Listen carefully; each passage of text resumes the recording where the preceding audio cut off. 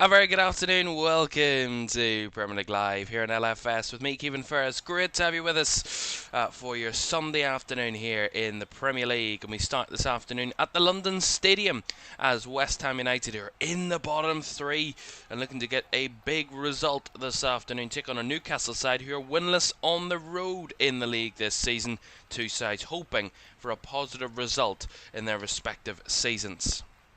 And after the holders of the Carabao Cup beat Spurs in midweek, they want to put another London team to the sword. That is West Ham v Newcastle at 2 o'clock, followed by our later game at 4:30, where the Etihad as Manchester City look to go back to second in the table with a win as they take on a Bournemouth side who start the day in second and could close the gap to the league leaders Arsenal to just 4 points if they leave the Etihad with all 3 points. Let's have a look at the weekend so far then in the Premier League.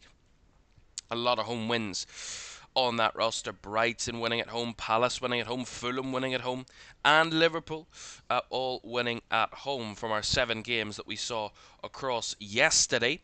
Chelsea getting a big win on the road away at Spurs, but it is accustomed to their recent history that they win at Spurs. Now 3 in a row they've won on the road at Spurs. Man United's 3-game winning streak came to an end, but they're still unbeaten as they failed to beat Nottingham Forest. 2-2 it finished there at the City Ground, and of course that win for the league leaders Arsenal away at Burnley yesterday afternoon meant they went 7 points clear at the top of the Premier League table.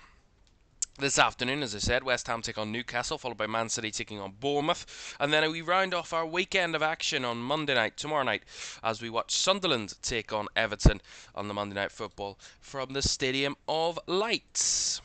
But there's been some big breaking news between last night's coverage and this morning, and that is a big news involving Wolves after they were beaten 3-0 by Fulham yesterday and a winless start to the season. 8 defeats from their first 10 games, just 2 draws to show for their season.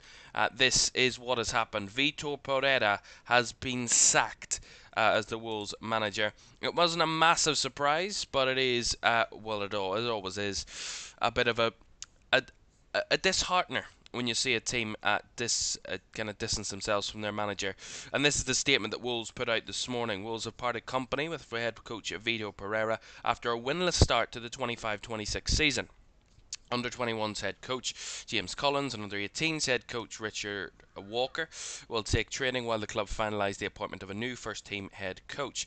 Executive Chairman Jeff Shai said Vitor and his team worked tirelessly for Wolves and helped guide us through a challenging period last season for which we are grateful.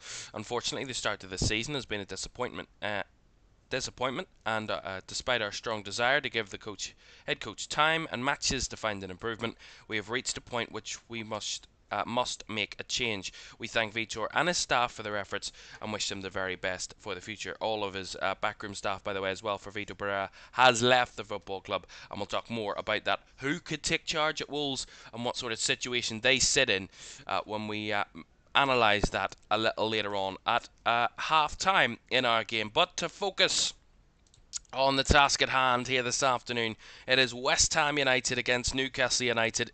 The two Uniteds, one from London, one from the northeast, and both sides not in the areas of the table that they would wish to be. West Ham in the bottom 3, Newcastle in the bottom half, and certainly wishing for improvement. Eddie Howe said they wish for improvement every single day and want to focus on their away form this season. Winless in 4 away games this campaign so far, Newcastle, but have drawn 3 of those. Let's have a look at the two teams then for this one, starting with West Ham. And Alphonse Areola starts in goal. A back 4 of Aaron Wan-Bissaka, Jean-Claire Todibo, Max Kilman and Malik Diouf in defence.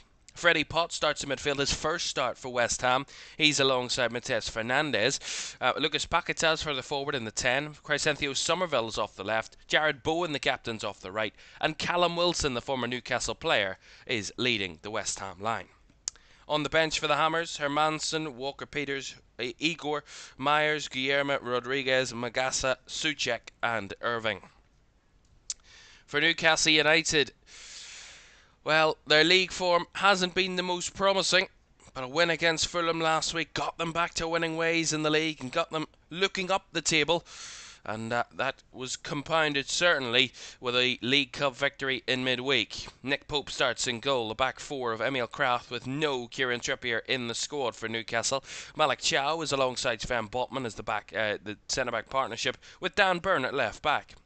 A familiar-looking midfield three with Sandro Tonali, Bruno Guimaraes and Joe Linton in the middle with Jacob Murphy off the right, Anthony Gordon off the left and Nick Voltemade, who's made a fantastic start to Newcastle life and scoring for fun, really, the German. He starts up front. On the bench, Ramsdale, Hall, Scher, Elanga, Willock, Ramsey, Miley, Barnes and Osula all on the bench for Newcastle United. It is a massive game for these two to get some momentum into their season. Newcastle 3 wins, 3 draws and 3 defeats from their first 9 games. West Ham a little less than that. 1 win, 1 draw and 7 defeats. It is starting to turn out to be a season for survival for West Ham, even at this early stage, and they have a lot of work to do if they're going to get anywhere near that. Kick-off at the London Stadium between West Ham and Newcastle is next.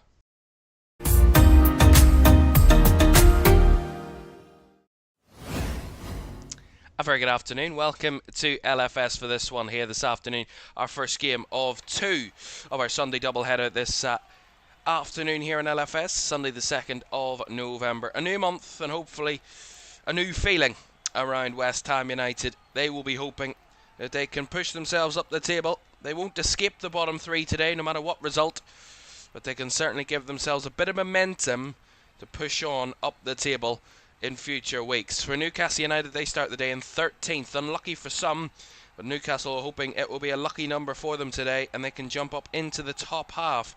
They do that if they win by 2 goals or more, and they would jump up to 10th in the table. Also this afternoon we're keeping an eye on the Old Firm game up at Hampden Park in the Scottish League Cup semi-final between Celtic and Rangers, and we'll keep you right up to date with that one. West Ham in claret tops with blue trimmings and white shorts, and Newcastle in their away strip of green shirts and white shorts. As we're underway then at the London Stadium here this afternoon, two sides looking to improve their league form and their league positions, one a little more dire than the other, and you can tell by the empty seats inside the London Stadium that the fans are not too pleased with their side's recent performances. 7 defeats from their first 9 games for West Ham is a pretty dismal start to the season for a side that have been probably chasing Europe over the last few years. That's been the expectation, but that's dropped off massively over the last season or two, and now they could be at risk of trying to survive in the Premier League this season rather than anything else. Of course, a Newcastle side that have higher ambitions than where they are in the table. As I said, start the day in 13th in the table, but have much higher ambitions than that, certainly, after achieving Champions League football last season through their league position and winning the League Cup. Newcastle's ambitions are trophies and European football, something that West Ham knew very well just a few years ago. Shows you how quickly things can change. As Byrne plays it down the left-hand side here for Gordon for his first attack of the day. Anthony Gordon onto his right foot, chops it across, and headed away in there by Freddie Potts, I think that was, and it's cleared away by West Ham United. But Newcastle starting to impose their threat a little early. Welcome in, Ashley. Thank you very much for joining us. Says Newcastle for the W. Let's see what Newcastle can produce here this afternoon. That's a nice move. Here's Anthony Gordon off the left-hand side again. Comes back onto his right, but is seen off well there by Lucas Paqueta and Jared Bowen, who are both tracking back. And here's Wan-Bissaka. The Potts, who there's to pump it forward towards Callum Wilson, and it's going to be a free kick to West Ham as Sven Botman deemed to have handled the ball, and the free kick goes the way of the Hammers. Now they do need a bit of positivity, and a lot of kind of measurements in recent years is about youth, some youth players, some new fresh talent coming through the academies can sometimes produce that, add a little bit of exuberance or quality or energy to around certain teams that are struggling, and could be the idea for Nuno Espirito Santo this afternoon for West Ham, bringing in Freddie Potts, his first start for West Ham, just to give them some youthful energy and a bit of something different in the team, a little bit of a different energy about them. And we'll see certainly what way he plays, whether it's thrown him in too early or whether he's well up for it, the youngster. Here's Anthony Gordon for Newcastle down that left-hand side. And West Ham trying to stay compact, and that ball from Gordon was a little bit loose. And Paqueta can retrieve. Now, Diouf. A bit of a heavy touch, but he works it out to Potts. A nice little 1-2 between Somerville and Paqueta, and Crysencio Somerville's broke away from his man here in Emil Kraft. Here's Crysencio Somerville. Now to Paqueta. Jared Bowen into the box. Bowen hits the post. Big chance. And their captain has given them a blistering start. Great opportunity. And it all started with that combination down the left-hand side between Lucas Paqueta and Crysencio Somerville. Really good 1-2, and Somerville just bursting past his man and Emil Kraft. And then coming across him was Jared Bowen, works it back to the outside. Oh! A chance and a goal for Newcastle United. From nothing. And from West Ham, possibly chance at taking the lead at the other end. Newcastle United fire back within seconds. That is the heartache and pain of West Ham United at the moment. They hit the post at one end and right up the other come Newcastle. And they fire into the back of the net through Jacob Murphy. It looked like a relatively comfortable, easy move from Newcastle. We see it here. Again, we see the breakaway, but West Ham have ample bodies back. Bodies to cover that situation. They get him in a one-on-one with Diouf to Jacob Murphy. Just a one-on-one, and he kind of just jinks him out of the way. And Diouf really sloppy. Not aggressive enough, just standing off his man, letting him run around him. And Jacob Murphy strides onto his left, ticks it back on his right, and then arrows it into the bottom left corner. Wonderful goal, but a real shocker for West Ham United. Terrible defending. Absolute terrible defending. And that is quite a heartache one for them. We said about how it swings and roundabouts, and luck can swing one way or the other in the Premier League and the fine margins of this division. If that ball had found the back of the net from Jared Bowen, we could have had a very different game in our hands, but that hits the post, and within less than a minute Newcastle United put the ball into the back of the West Ham net, and they lead by a 1-0. That is seemingly how life is at the moment for West Ham, and how their luck is really luck isn't on their side at the moment. But it was nicely created by Newcastle. But really, I mean, honestly, it's poor defending. It really is. It's really sloppy defending. I mean, how you let any winger of any sort get that much space in the Premier League, charging towards your box. And it was just really standoffish. I mean, Diouf, I think, got himself in a real muddle. I think he actually made himself dizzy with the many spins and kind of trying to keep up with his man. He had no chance. And it was just really poor defending.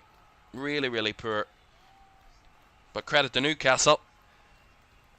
And credit to Jacob Murphy, a really nice finish. He did have to do all the hard work. The hard work was still awaiting him before he had the shot, you know. It had to be a perfectly timed effort. And a really precise and accurate finish, and that it was.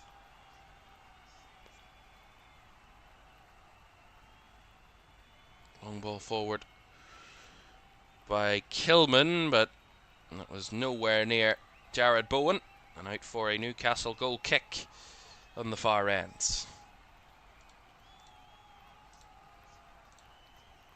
And as I said about a win for Newcastle, a win by 2 goals or more would put them up to 10th. They sit in 11th at the moment. With a victory here this afternoon, they'd be on 15 points. West Ham would be looking like they would be heading for their 8th defeat of the campaign. That was their 21st goal they've conceded this season, West Ham, in 10 games. Well, 9 and a bit games.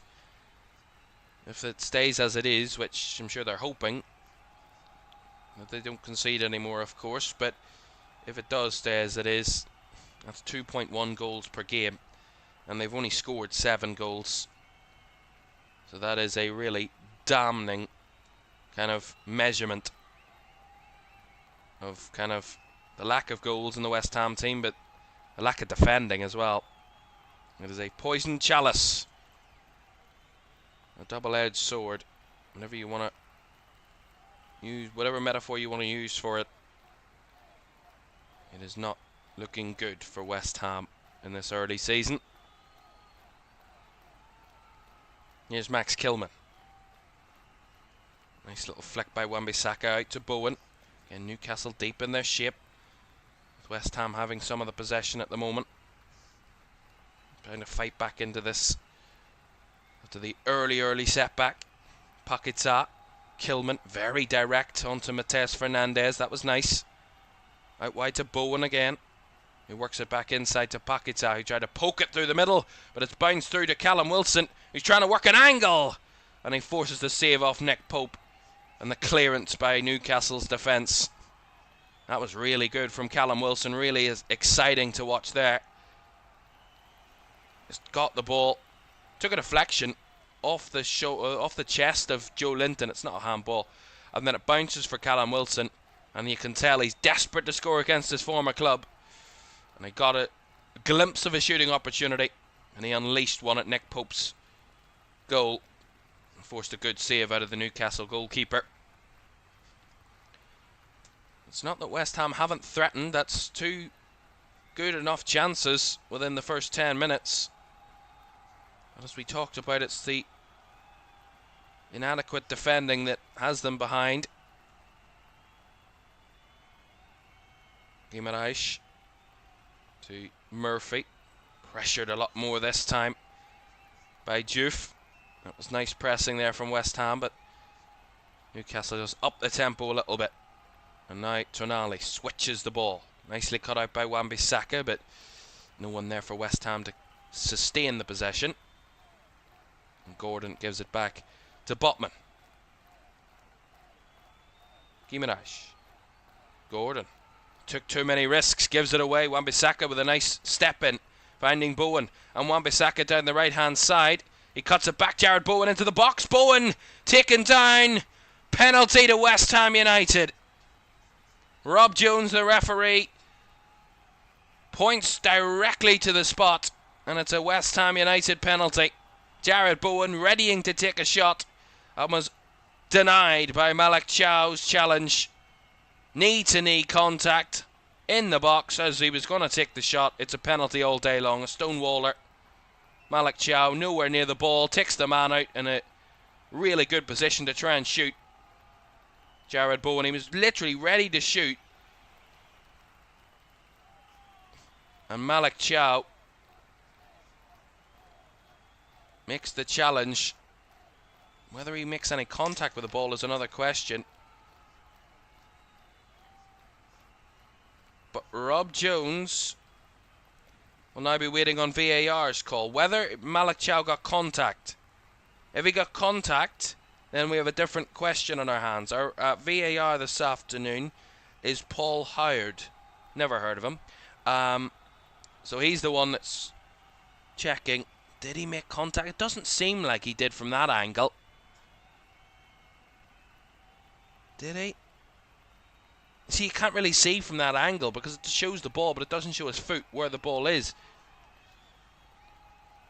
Did he make contact? I don't think he did.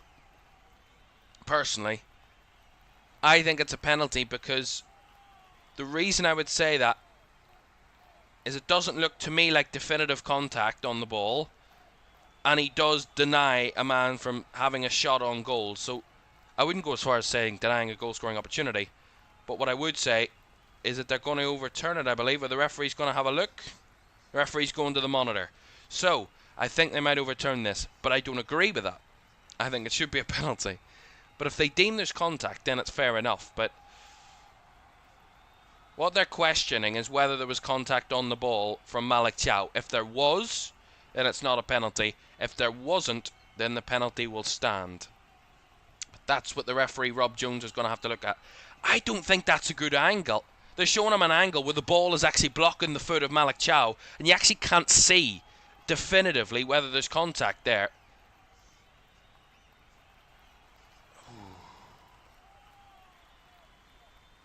See it in this angle, is there? Oh, he might just scrape it with his toe. Just a little bit. Yeah, it looks like he might do.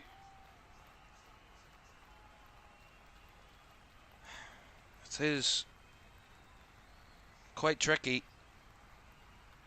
I think they might overturn this. And let's see what Rob Jones has to say. He will announce it to the stadium, of course. And let us know.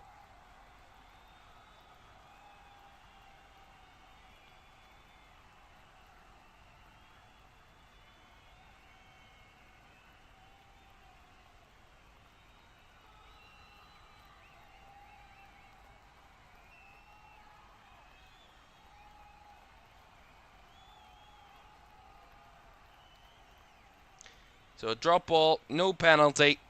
Jared Bowen deemed to have, or Malik Chow, sorry, deemed to have had contact on the ball before making contact with Jared Bowen. Therefore a fair challenge, no penalty, and a drop ball to Newcastle.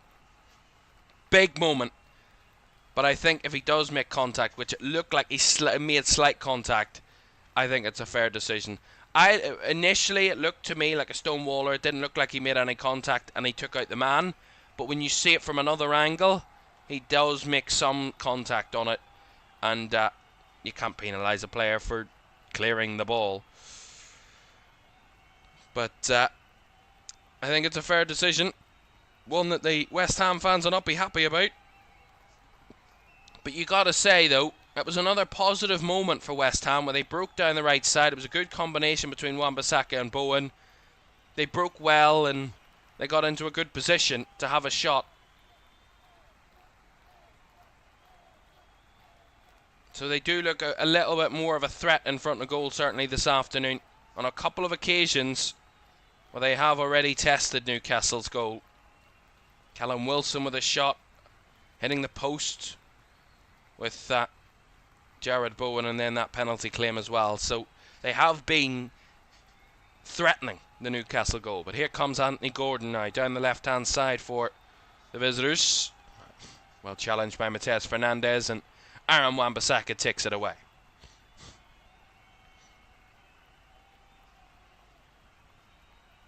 Oh, a little bit open there with Kilman's pass.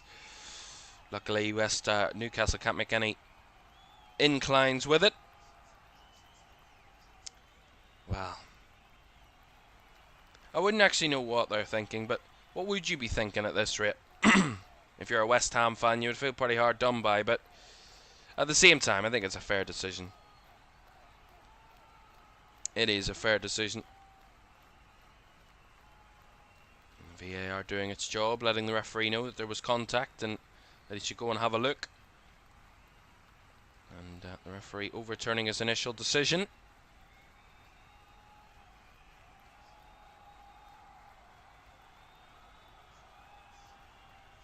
Fernandes winning a free kick as he was pushed in the back.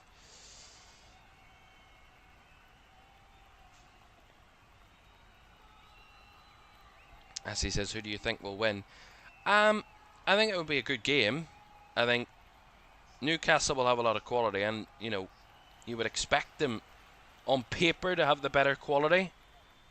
But in terms of things, I think the Premier League's weird. The Premier League's weird. This could be a game where West Ham show up and have some good chances and actually maybe scrape a result. It could happen. And with Newcastle's away form this season, it's not been amazing. 3 draws and 1 defeat, albeit it's not horrendous. But it's something that Eddie Howe will want to improve on, and he has said that. So there is still improvements to be made for Newcastle away from home. And they do struggle to score goals on the road, albeit they've scored this afternoon. But they do struggle to score goals on the road. So if West Ham get themselves back into this game, there's a very realistic possibility that they could really fight for something here this afternoon. But still very early doors. West Ham trailing by a goal to nil. Newcastle scoring inside 4 minutes with Jacob Murphy. Less than a minute after Jared Bowen hit the post at the other end. We've also had a penalty claim disallowed and a good save from a Callum Wilson shot as well from Nick Pope. So a decent amount of goalmouth action in the first 18 minutes or so.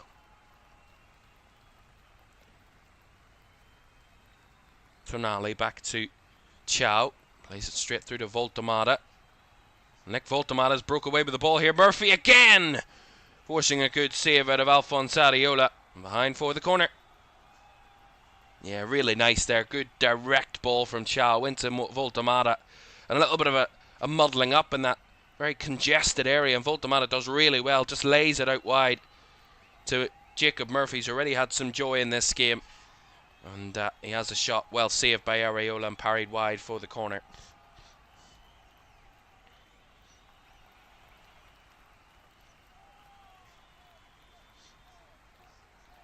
West Ham have conceded 9 corners this season. Quite a few of them against Chelsea in one game.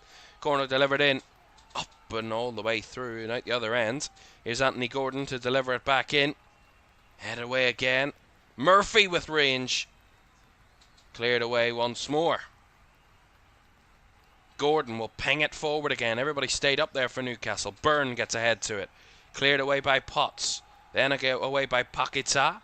But again, Newcastle retrieval, though only for a second, as Somerville bricks it apart. And Cynthia Somerville runs it out of play. Quite unfortunately for him. Right, there's been a goal in the Scottish League Cup semi-final at Hampden Park. And I can tell you that Celtic have taken the lead. It looks like a real rejuvenation of the boys in green under Martin O'Neill. After Brendan Rodgers departed, a 4-0 win over Falkirk. And now a lead in the Old Firm semi-final. It was Dyson Maeda with the ball towards the box. And as they tried to clear it away there, Rangers, they put it into the back of their own net. Quite a calamitous goal that was from Rangers on that occasion, although they could be checking for something. There was an offside in the build-up, there was an offside in the build-up. Dyson Maeda looked like he was offside there. Ooh, very close. Anyway, back here though, for Newcastle, in possession again against West Ham United.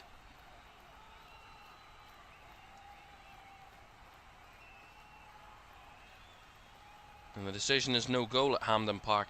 Offside. Right, ball into the box there for Newcastle. Cleared away. Again, Somerville this time getting his foot to it. As Bowen chasing down Sven Botman, and the ball had stayed in play. And the last touch off Sven Botman to win Jared Bowen a throw. That's fantastic from Jared Bowen. Just a fantastic endeavour to never give up on anything. It's just an incredible work rate. And he wins the ball back for West Ham United.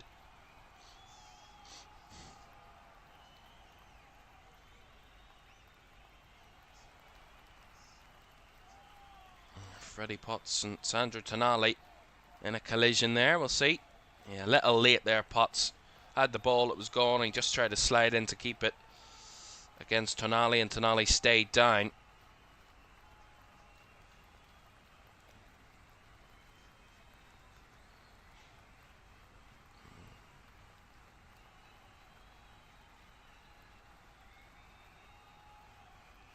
Sandro Tonali slowly but surely getting himself back to his feet as we see this challenge again.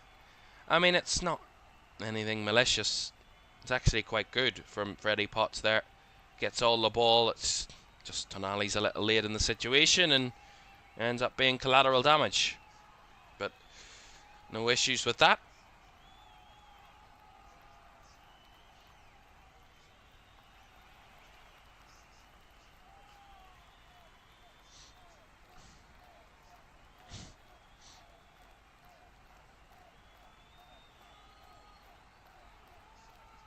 Nice ball down the right hand side.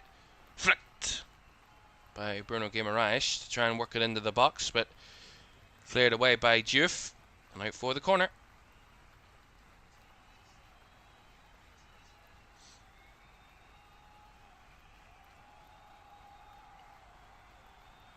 Newcastle leading by a goal to nil. West Ham haven't really had much to say in the last 5-10 minutes since that penalty was disallowed. Ball into the box, cleared away by that was Freddie Potts, got his head to that one, and then it's cleared further away by West Ham, but only as far as the Newcastle throw down the right hand side. It just seems to be a bit of a struggle to get out of their own area at the minute now, West Ham. Well, they've won just 2 of the last 12 Premier League games against Newcastle of West Ham, drawn 4 and lost 6, with both of those victories coming away from home, August of 2021 and November of last year. But not a good home record against Newcastle to West Ham. Nuno Espirito Santo, a tough job to do here with West Ham. Obviously from the heady heights of European football with Nottingham Forest, but he knows what it's all about, trying to keep a team in the league and build a foundation for them to go and achieve some successes higher up the table. But it's a long range. Whether West Ham can follow in the footsteps of what Nottingham Forest did a few years ago under Nuno, and into last year, what they quite incredibly did, you know, is that the trajectory of what they need to happen this season? I think right now the clear objective for West Ham is to try and get back into this game and start getting points on the board. Here's Jared Bowen. Nice ball towards Wilson, held it up well, spun it round the corner, kept alive by Paquetá. Should have fired it across, and it's bobbled around and hit the top of the crossbar. And he was offside anyway, Lucas Paquetá. But again, good play by West Ham, good ball by Bowen into Callum Wilson, held it up really well and flicked it round the corner. But Paquetá maybe just offside, but it's very tight. Didn't matter anyway. The ball took a deflection, bounced off the top of the crossbar and behind. But on that occasion, you gotta say, again, some promise for West Ham in attacking areas. There certainly is.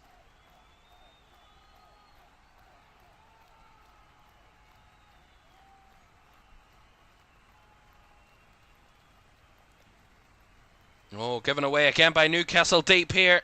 Working it towards the box. Paquetá's trying to do little skills to beat past players. He has to reverse it back way. Matheus Fernandes. Nice weighted ball out to Wan-Bissaka. Gets the ball into the box to the back post. That was threatening, but a good bit of heading by Malik Thiaw to head it away. Kept alive by Somerville. Now Paquetá. Low cross. Cleared away by Tonali. Back to Paquetá. Flicked through. Falls for Jared Bowen, who couldn't get a shot off, but it was blocked behind for the corner. Much better from West Ham. Much better. The cross from Aaron Wan-Bissaka took us a little bit of deflection, and Callum Wilson was awaiting at the back post, but Malik Thiaw did incredibly. Great bit of defending and put it behind and away, and a little bit of chaos ensued before it goes behind for the corner. West Ham's first corner of the game. Right-footed delivery from the left side, whipped in, cleared away by Nick Pope, just about. Wasn't convincing, and Newcastle get it away as Wan-Bissaka tries to keep it alive, but ball comes right back at him from a Newcastle head, and he will stride it back into his own half and back to his goalkeeper in Alphonse Areola. There is certainly promise from West Ham, though. I wouldn't say this has been a complete steamrolling from Newcastle by any stretch of the imagination. West Ham are more than in this game. Just need to find the back of the net. They're threatening, but unable to convert at the moment.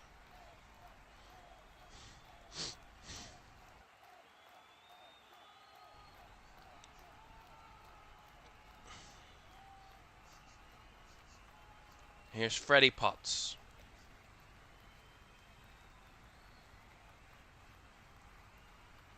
To Debo. Across to Kilman. Back to Areola.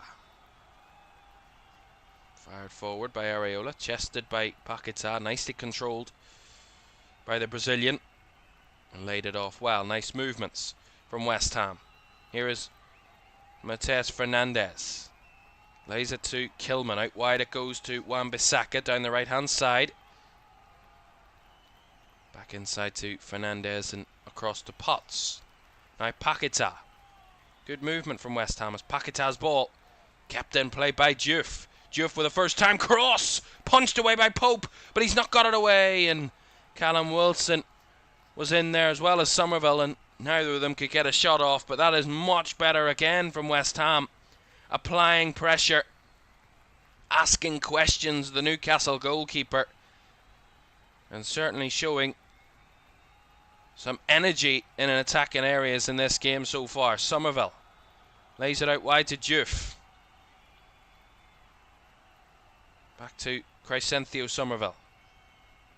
I think their ball control's been actually quite impressive so far, West Ham. Been really impressed with how they've moved the ball from back to front into the wide areas, threatening, moving Newcastle's players as deep cross by Diouf. Forced the defensive header from Anthony Gordon, who's back there, away from Jared Bowen and out for the throw.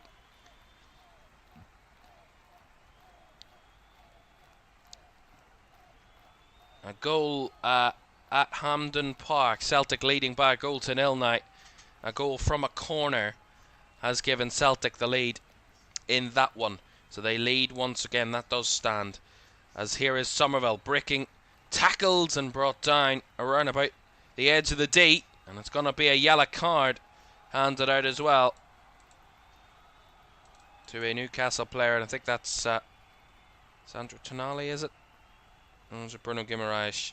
It's Guimaraes, just caught the Achilles a little bit of Crescencio Somerville. It's a painful one, and Guimaraes gets himself a yellow card for his troubles there. But West Ham are certainly posing a threat. Can they get themselves back on terms? They have a set piece to try and do it. The third yellow card of the season, by the way, for Bruno Guimaraes. So the free kick, exactly around about 23, 24 yards out. Paquetá slightly left of goal. So Lucas Paquetá's over it. So the referee sorts out the Newcastle wall, making sure they're exactly 10 yards away.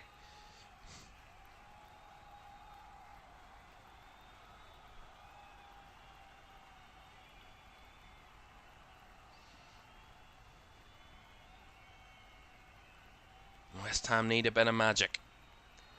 They need a bit of invention. Lucas Paquetá goes low, and it's parried wide, or took a deflection, one of the two. I think it's Nick Pope's made the save, and it's gone wide.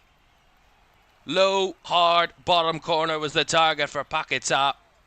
Finds an angle away from the wall, fantastic precision with his left foot. Finds the gap, trying to find the corner, and a very good save off Nick Pope. Denies him. Really beautifully taken, that free kick. But a really good save by a top-class goalkeeper. And Freddie Potts over to take the corner. Potts right-footed.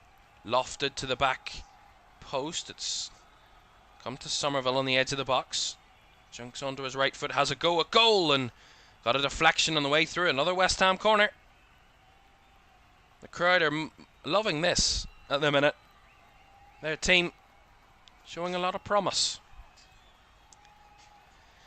Another West Ham corner incoming. Their third corner of the game. Second in quick succession.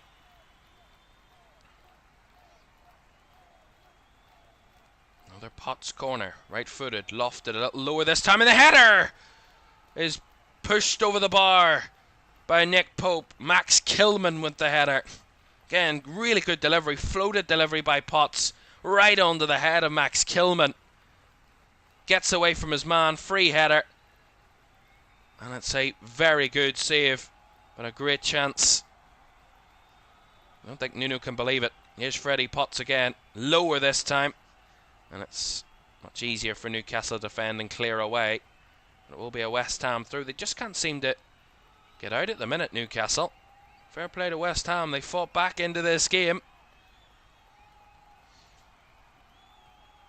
after what was a good spell for Newcastle minutes prior. It's been a good spell for West Ham United in the last 10 minutes. All the shots, all the possession, all the action. And that will be exactly what the home crowd and what Nuno Espirito Santo will want to see. An improvement from his players.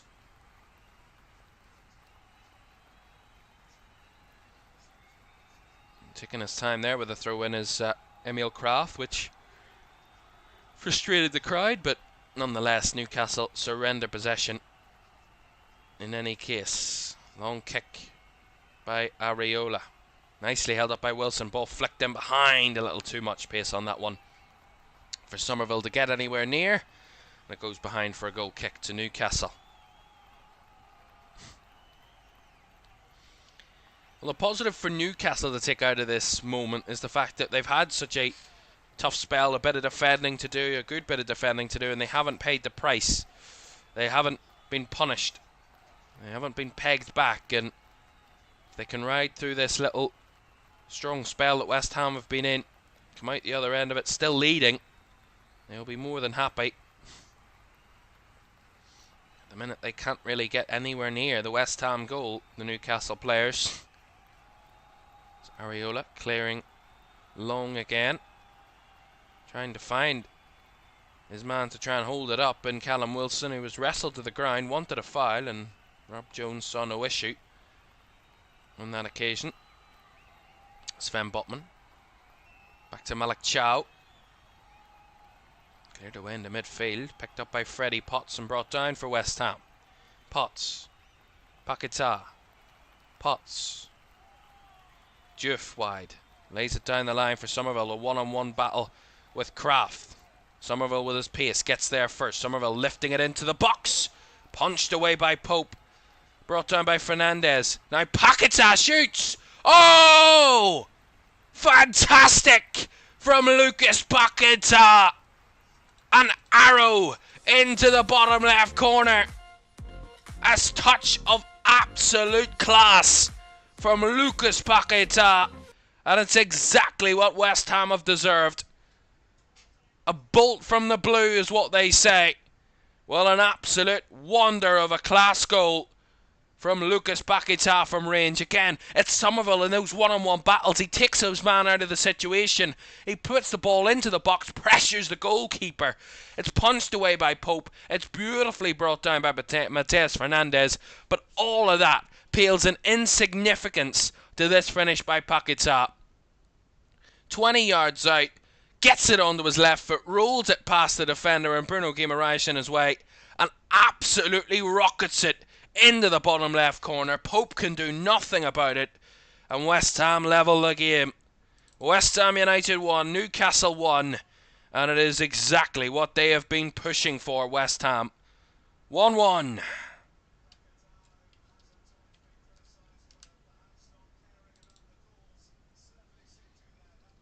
Lucas Paquetá, the star of this team, is showing his star quality. 1-1. Great goal.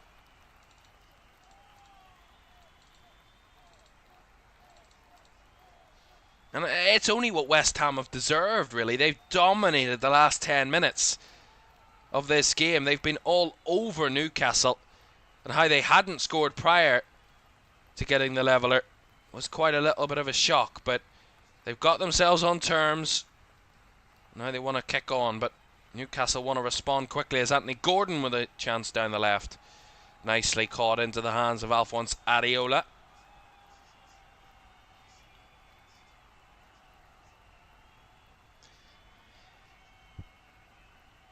Well, you got to say West Ham's record doesn't bode in their favour. Neither does Newcastle's record, actually, doesn't bode in West Ham's favour either. Newcastle have a great record. They've just lost one of their 8 Premier League away games at the London Stadium against the Hammers. They've won 5 and drawn 2 of Newcastle and are unbeaten in the last 6 visits to the London Stadium. So it is a record that bodes well for Newcastle. Not for the home side, but that last win that West Ham did have against Newcastle here was in March of 2019 when they beat them 2-0 here at the London Stadium. Declan Rice and Mark Noble scoring both goals in that game for West Ham to win.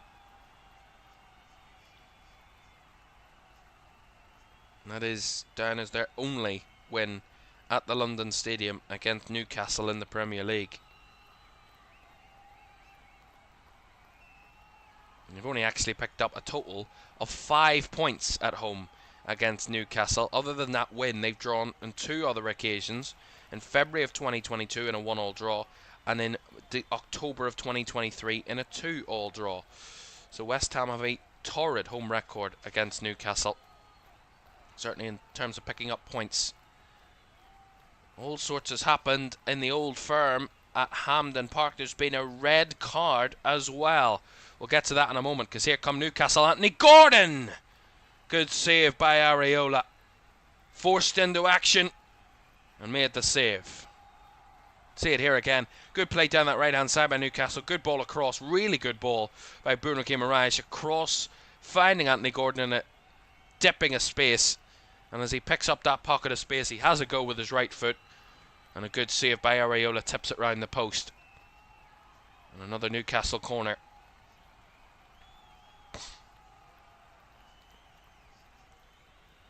Third corner of the game for Newcastle. Left hand side, right footed. Delivered to the back post. Headed away by Caoimhan. Brought down by Matheus Fernandes.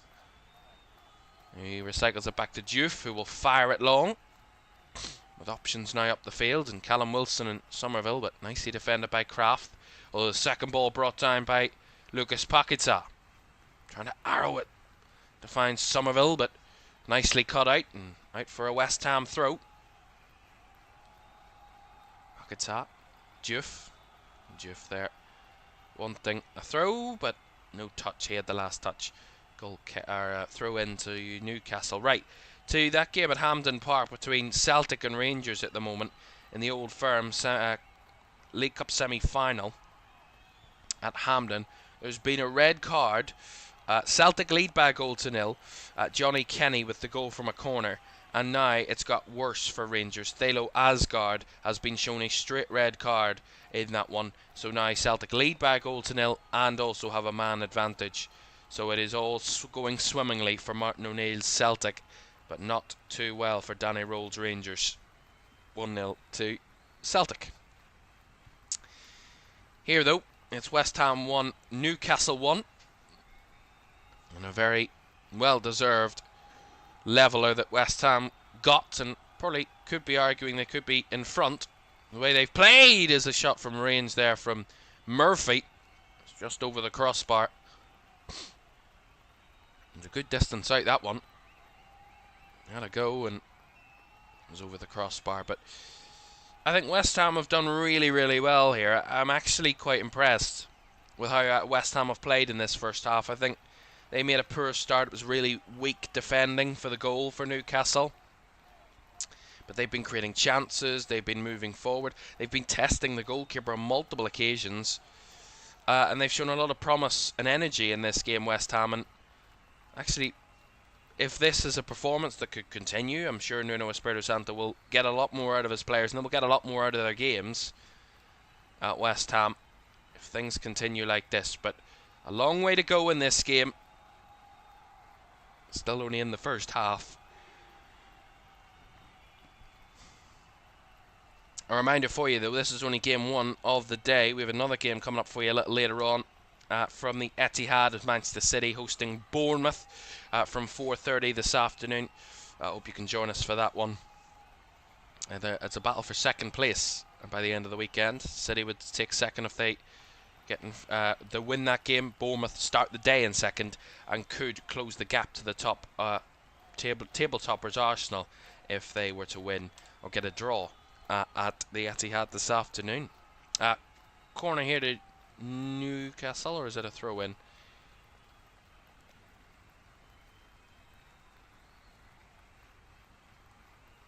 It's a corner, taken short. Tonali tips it to the back post, punched away confidently by Areola. Good punch, and now it's actually worked out to try and get West Ham forward. Down the left-hand side, nice control, and the ball played in behind, looking for Bowen's run. Not quite targeted that time as Pope got there first and cleared his lines.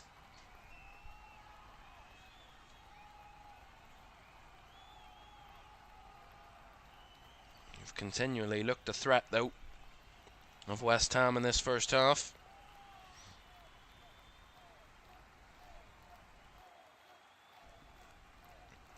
Here's Mateus Fernandes to Wan-Bissaka.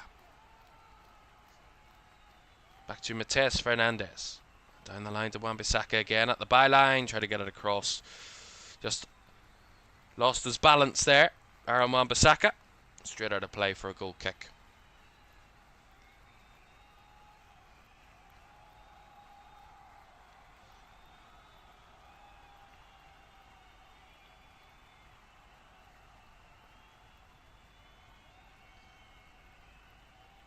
Well, I talked about West Ham's start to the season. They've made their worst start to a Premier League season after 9 matches. 4 points. Their previous worst was in the 06-07 season when they started with just 5 points from their first 9 games. The Hammers have never previously suffered as many as 8 defeats in their opening 10 games of a league season ever in their history. So that would be a new club record of a poor start. An unwanted club record. If they were to lose this afternoon, that would be 8 defeats in 10. Kraft goes short with his throw. Guimaraes. Made back to Kraft now. Joe Linton has to go back the ways. Murphy lifts it into the box. Cleared away. Half cleared that time by Todibo. Back with Gordon. Now down the left hand side comes Botman, who whips one in beautifully. Just a little too much height on that. And it sails out the other end for a throw to West Ham. But a little bit better from Newcastle there. Any real danger from the West Ham goal as we edge towards the additional time in this first half. And a first half that probably the scoreline is reflective of. As we will see how long was added on at the end of the first half. There should be a good few minutes with the VAR check of that penalty that was disallowed, as well as 1 or 2 interesting moments, and we will have 5 added minutes at the end of the half, so still another 5 minutes to go. Down the right hand side come Newcastle, lofted into the box, away by Todibo, punched back into the air by Tonali, but cleared away again by Freddie Potts, and Wilson trying to make a nuisance of himself against Botman, and holds on well. Botman, nice turn by Joe Linton into the box, chinking back trying to find the corner, and it was a good punch away by Areola with a parry. Don't know whether it was going wide, but Areola made the save nonetheless. Really good bit of skill by Joe Linton. Spins his man and Caoimhan chops back onto his right foot, and I think it was going wide, but Areola didn't know and wanted to make sure. Goes behind for the corner.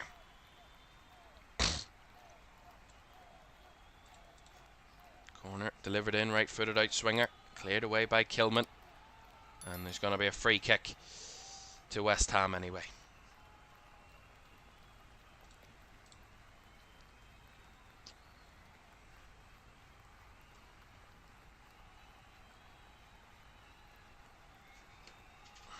I wonder how my fantasy team's doing.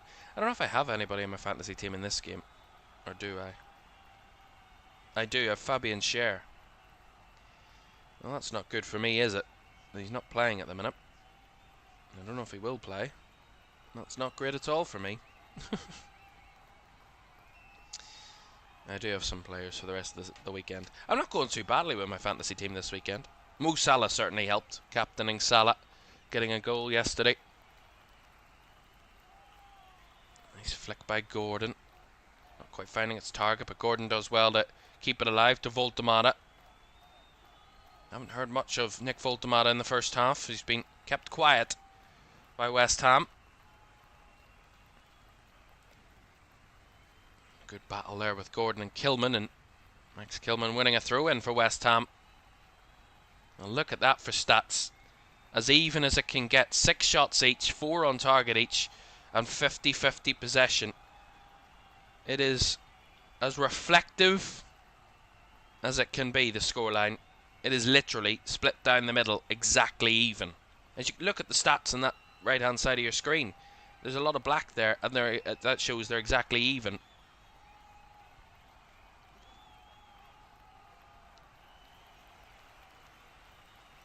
Shows the way this first half's gone. Newcastle started well, got their goal and started to dominate a little bit. And then West Ham came into the game. They had their dominant spell, got their equaliser. And now Newcastle have slightly took a little bit more of a grip of it, but it's a bit in the balance now as we edge towards half-time. Here is Somerville down the left side. 3 minutes of the 5 added played. Somerville lays it off to Fernandez. Back to Somerville, works it into an angle, and Somerville has a go, but it's nicely gathered by Nick Pope. Again, steps away from his man. He's causing Emil Kraft all sorts of problems. Crysenthio Somerville, he has had him on toast all of this first half, and on that occasion he had a go cut inside and had a strike from fairly central range, and comfortably gathered by Nick Pope in the end. That's a little bit loose from Bruno Guimaraes, putting it straight out of play. He tried to pass it wide, and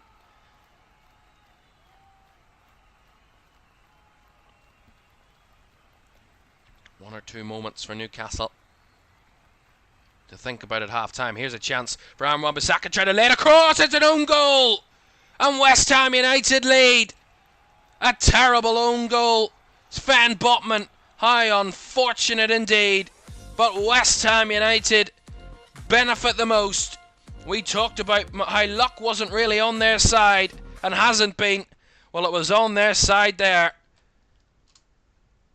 Caoimhan Ferris tried to float a ball across. Sven Botman was worried about what was coming behind him. He didn't know, but he took a risk, and that risk did not pay off. Great from Wan-Bissaka, but a really unfortunate own goal from Sven Botman that gives West Ham United the lead. And no one, I think, can argue they've probably deserved it. West Ham 2, Newcastle United 1. Wow. And they've worked unbelievably hard, West Ham. And their performance has been levels above the last time I watched them.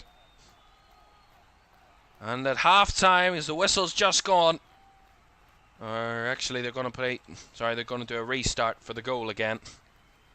Looked like he blew the final whistle, or the half-time whistle there, Rob Jones, but he's going to give us another 30 seconds. As Newcastle now have to fight from behind. Voltemata, Guimaraes, Murphy chips it towards the box. Up and away by Wan-Bissaka at the back post, and Bowen getting involved too. Seeing it out for a throw down the right-hand side. And there is the half-time whistle. Well, it is a half-time lead for West Ham United. As rare as it comes for the Hammers. It's been very rare that they've had any sort of lead in any game at any stage. But really, they've probably deserved it in this first half. Their positive play, their quality in the final third has more than deserved it. They had a penalty disallowed. They've hit the post. They've had some really good saves of Nick Pope that's denied them as well. But Lucas Paquetás burst the quality with that wonderful goal. And an own goal, unfortunately, from Sven Botman has Newcastle behind, but it has given West Ham that slice of luck they so deservedly needed. And they lead by 2-1 at the break. Half time, it's West Ham 2, Newcastle United 1.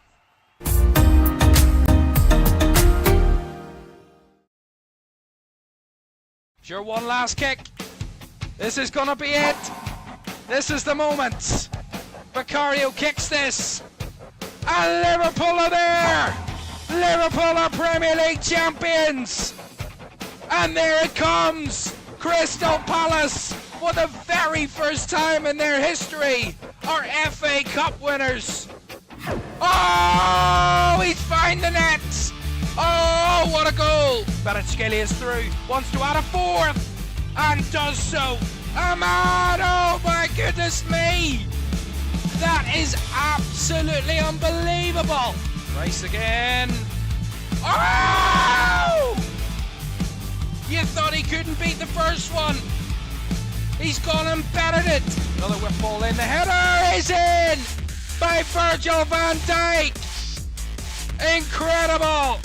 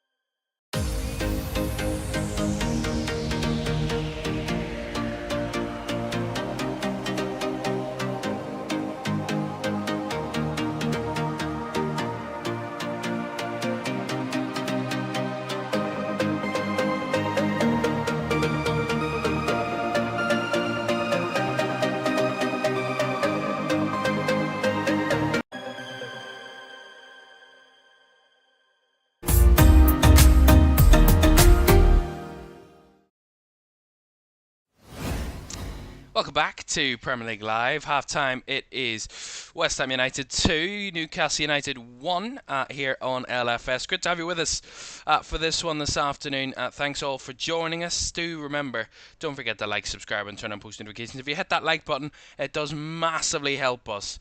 So thank you all for joining us this afternoon. Right, West Ham, as I said, leading by 2-1 at the break. And you gotta say, they've probably deserved it. If I'm honest, let's get me in vision for now. Anyway, they've probably deserved it. If I'm honest, I think overall, their play has been much better. I think their attacking play has looked really quite strong. But I also think Newcastle have kind of let themselves down a little bit. They started quite well. They got their goal early, but they didn't build upon it. They didn't use it to their advantage. They didn't try and continue to threaten West Ham United. It seemed like they kind of went, we've got the lead now, let's just be more calm about it. And you could see whenever they went 2-1 down, you saw that energy return to Newcastle, that kind of fire whenever they were being more aggressive trying to get forward towards the end of that first half. And I think I was like, where was that when you were 1-0 up? Where was that when it was 1-1? Where was your desire to get back into the game? And I know West Ham are going to have a good spell. Of course they are. No matter what team you're playing, they're always going to have their little spell in the game. And I think Newcastle probably, I said it during that spell that West Ham were having in the middle of the half, just before they'd scored their equaliser, West Ham. And I said, if Newcastle get out of this little spell that West Ham are in without conceding, they will be more than happy. Because in that moment, you do concede that equaliser, it does go against you, it ruins your momentum, it gives the home team that momentum, it gets the crowd up, it completely changes the dynamics of the game. And I think Newcastle didn't do well enough. Whenever they did take the lead, they didn't do well enough to try and add to that lead, and they didn't do well enough to try and wrestle momentum back from West Ham. I think they just kind of went with the flow of the game, and West Ham slowly but surely grew into the game, created a couple of chances. I mean, let's not forget West Ham had the best chance early in the game. Before Newcastle had scored, that chance for Jared Bowen that hit the post, that was the first big chance of the game, and within less than a minute, Newcastle did go up the other end and score. And I think how different the game could have been in that moment if Jared Bowen had scored. But ultimately, Newcastle didn't really do very much after they did score to kind of go and deserve to be further ahead, or deserve to take full grip of the game and maybe go 2-0 up, or take the game away from West Ham. They kind of just settled with the flow of the game, and as I said, with West Ham growing into the game, creating more chances, getting more confident with their attacking play, certainly in the wide areas with Diouf and Wan-Bissaka, and then with the wingers as well, and Jared Bowen coming inside, and Somerville also getting involved in the action, and really good hold-up play from Callum Wilson. It was actually a really good kind of combination in the wide areas and then in the centre forward, in the forward areas from West Ham to keep creating those chances, to keep putting pressure on Newcastle. And the goal, the equaliser from West Ham, comes from a one-on-one battle between Emil Kraft and Crysencio Somerville. Somerville just puts a ball towards the box, it's looped up into the air, and Nick Pope, the argument was made that he probably could catch this one. I think that's a little harsh, but he punches it away. They don't clear their lines well enough, Newcastle. They don't get it clear. They don't cover the markers. Really good takedown by Matheus Fernandes, but take no credit away whatsoever from Lucas Paquetá with an unbelievable finish. Really, really quality. And from that position, there's players closing him down. The angle's against him. The keeper is in a good position. Everything in that moment is against him. It has to be precise, and it needs a little bit of luck. And he was precise and accurate with his shot, and the goalkeeper gets his hands to it but can't quite parry it round the post, and it goes into the back of the net. And it's the combination of really good quality and a little bit of a slice of luck, but take nothing away from the quality of the effort from Lucas Paquetá. I mean, I said it, the star of the team is showing a star quality, and he certainly is for West Ham. But at that point, what I was expecting when West Ham equalised, I was expecting Newcastle to be a little bit shaken by it and go, right, we need to kick on in this game, we need to waken up a little bit here, and they didn't really.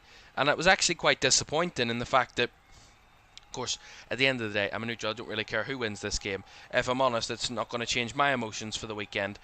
But from Newcastle's point of view, I think Eddie Howe and Jason Tyndall will be disappointed in the fact that they didn't really react to being pegged back to 1-1 in the game, and I think it will be a damning to their mentality away from home. You know, they're already winless on the road this season, three draws and 1 defeat in away games. West Ham have a torrid home record against Newcastle, but also in the league. They're second bottom in the division, West Ham. They're not doing well at all. They've won 1 game this season. They've scored 7 goals. And all of that combined is just going to pressure Newcastle even more. And then conceding the goal to be behind at half-time, an own goal at that as well from Sven Botman. And listen, it can happen. Even the best defenders in the world can make mistakes like that. It can happen. But I think it was a mentality thing as well. I don't think Sven Botman goes for that ball if Newcastle are leading or Newcastle are dominating that game. And I think if West Ham getting back into the game and showing a little bit more control makes Sven Botman panic a little bit and go, I have to get this away because I don't know what's behind me. I don't know who's defending behind me. I don't know what threats are behind me. And he's kind of thinking in a way of panic rather than, my goalkeeper's got this, my defenders have got this. It's kind of a state of panic rather than a state of kind of composure in that moment. And I think it makes the mistake. It's an unfortunate one. But for Newcastle, you could probably argue they deserve to be behind because they didn't react well after going in front. And West Ham have probably showed the better quality in the first half. Right, so they do lead at half-time to West Ham. They're 2-1 up. A reminder for you that we've another game coming up a little later on. Manchester City hosting Bournemouth. Both sides possibly could end the afternoon in second place. Bournemouth could close the gap to Arsenal at the top of the table if they win away at City. But if the opposite happens, if Manchester City win, they will leapfrog 6 teams and jump up to second from 8th place Man City this afternoon if they win, and they would be just 6 points behind Arsenal with a victory. That is coming up at 4:30. We'll have team news from the Etihad in around about 5 to 10 minutes time, around about 10 minutes time actually for that one. But we're almost ready to go at the London Stadium, and it looks like a real host of changes for Eddie Howe at half time. To get the clock set up to restart if I can. There we go. And we're off and running for the second half here at the London Stadium. A second half that Newcastle probably need to show a lot more than they did in the first if they want to come away with victory. And West Ham deservedly, from the way that they've played and the opportunities they've created, they probably do deserve that narrow lead. And we didn't mention the Scottish League Cup semi-final at half-time either. Celtic leading by a 1-0 at the break against Rangers, and a man up. Rangers with a red card as well. They've started the second half there at Hampden Park with Celtic in front.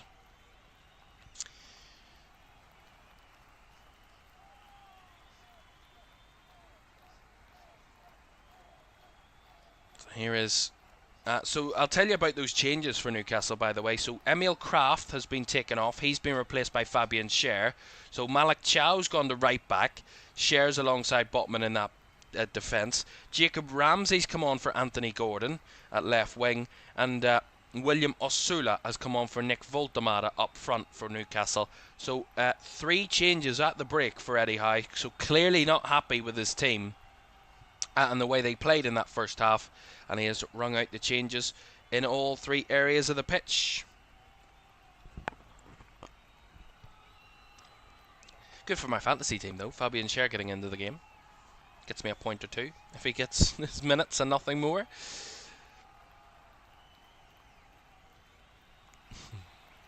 Here's Ramsey. Byrne down the left-hand side. Came Joe Linton, but he has to work it back to Malik Chow, and Schär with a loose pass. That's given away cheaply to Diouf, but Somerville had nowhere to go. Nicely covered over by Malik Chow on the cover. And Newcastle retrieve, but a loose pass there by Fabian Schär initially. Almost could have put Newcastle under even more pressure. Here is Sandro Tonali. Out wide to Malik Chow. Down the right-hand side comes Murphy. Dragging Somerville towards him and then getting past him. But Somerville does really well to return the favour and wins it back. And now Wilson lays it off to Bowen down the right side. Lots of Newcastle bodies striding back the way, but Bowen's working towards the box. Gets the ball in! And Somerville has the go. That was well off target. But he was in the right area there, Chrysanthiu Somerville. See it here, just sneaking in behind Fabian Scher into that pocket of space. Nice ball indeed from Jared Bowen. Really good quality, and Chrysanthiu Somerville just can't attack the goal, really. Just gets any sort of contact on the ball, and it goes well wide.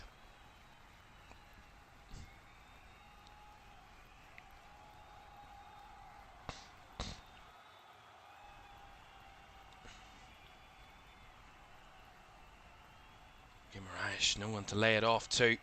Just seems a little disjointed for Newcastle at the minute. They're not as sharp or crisp in their passing. They don't seem as fluid as they usually are.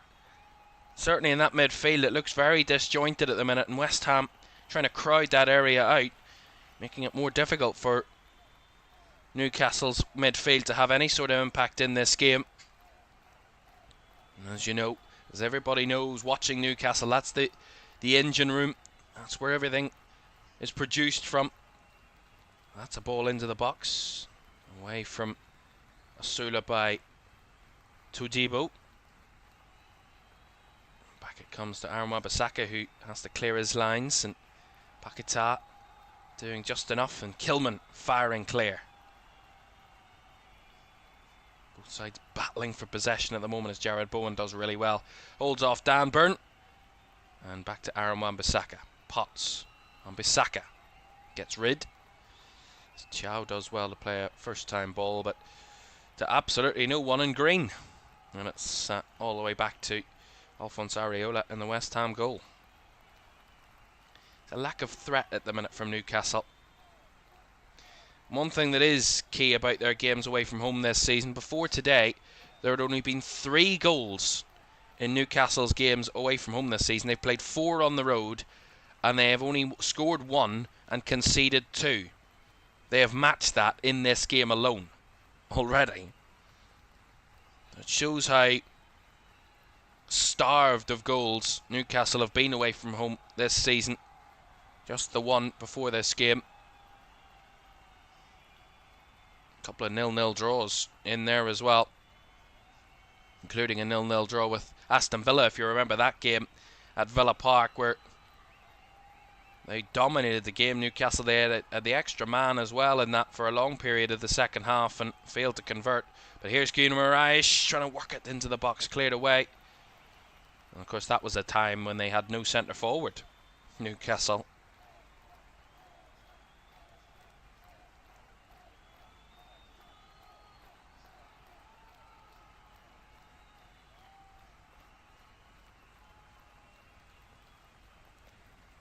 You know, their first 3 away games of the season, Newcastle all ended in goalless draws.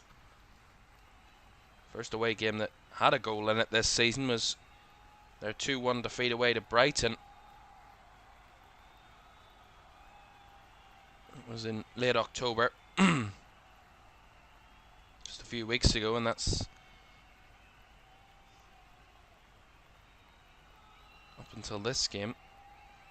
Their only away defeat, but it's not been a way that all of their problems have been produced as well. They've actually lost 3 games this season, Newcastle, out of their 9 that they've played, and 2 of those have come at St James's Park, which is usually a fortress for Newcastle, but their home form has been a bit topsy-turvy. 3 wins and 2 defeats from their opening 5 home games, sitting 12th for home form at the start of the season. And in terms of that home form for Newcastle, that lost, of course, at home to Arsenal, and that defeat at home to Liverpool as well early in the season.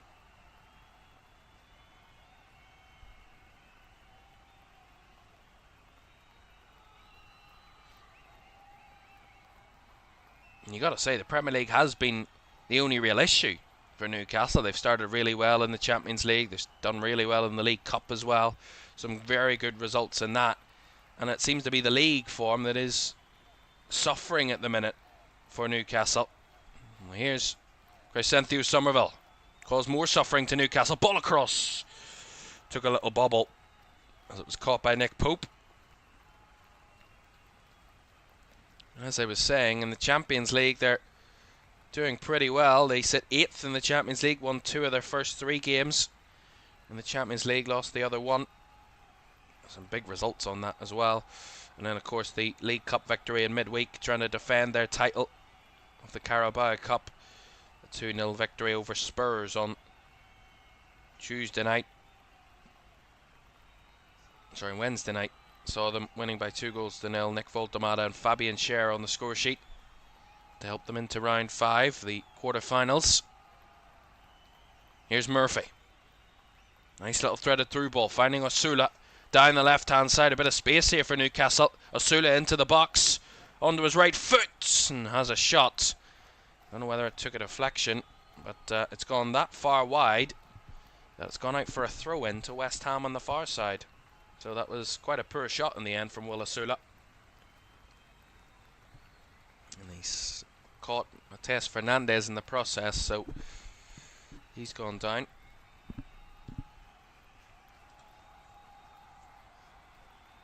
Quick update from Hampden Park. It's still Celtic 1, Rangers 0. 10-man Rangers 0. 58 minutes gone in that one, and Celtic leading. And they are 1-0 to the good and on their way to another League Cup final against St Mirren, who booked their place against Motherwell yesterday.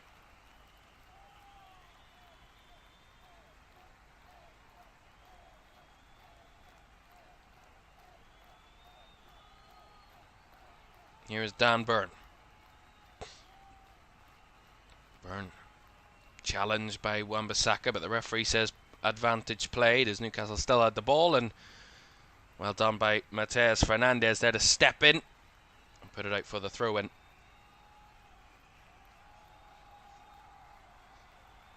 You got to say, so far that it's actually quite been intriguing to watch West Ham this afternoon. That midfield partnership of Matheus Fernandes and Freddie Potts has actually worked really well. They've found the balance between each other, and it's actually been a really well worked partnership so far this afternoon, with Paquetá dropping in every now and again as well to help out. But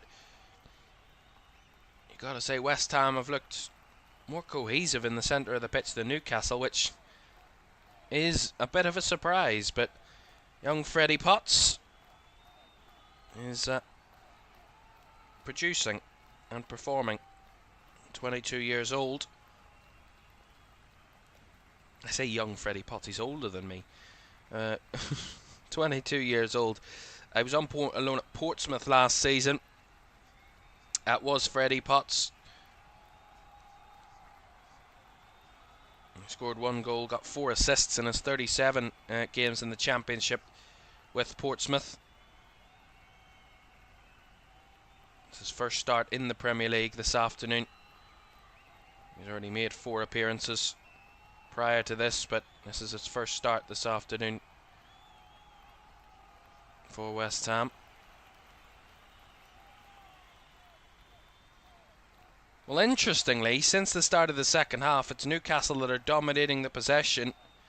82% of the ball for Newcastle to start the second half in this first 11 minutes. So they're certainly in the ascendancy now, Newcastle, having more of the ball and trying to really pose a threat to West Ham, but haven't had much goal-mouth action. Both sides have just had 1 shot apiece, but nothing of real great note so far.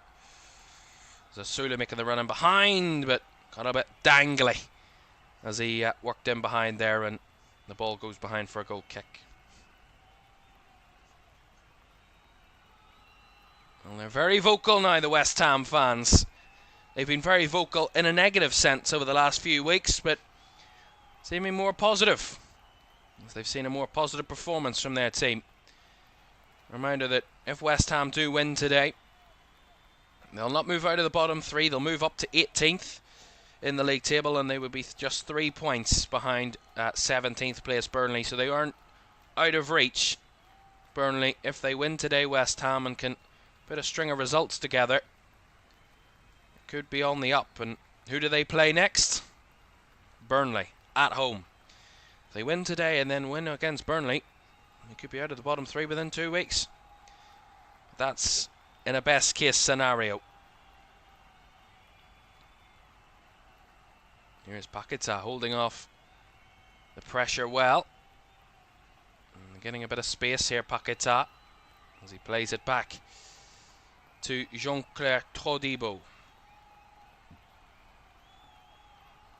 I have to say, if you ever saw the video of the players pronouncing their names, Jean-Claire Todibo is the best one.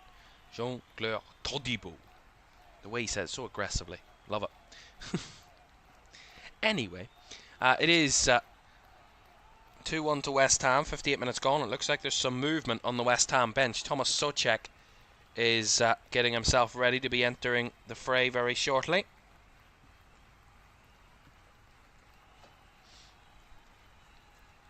And a reminder for you, Manchester City against Bournemouth is on the way very shortly.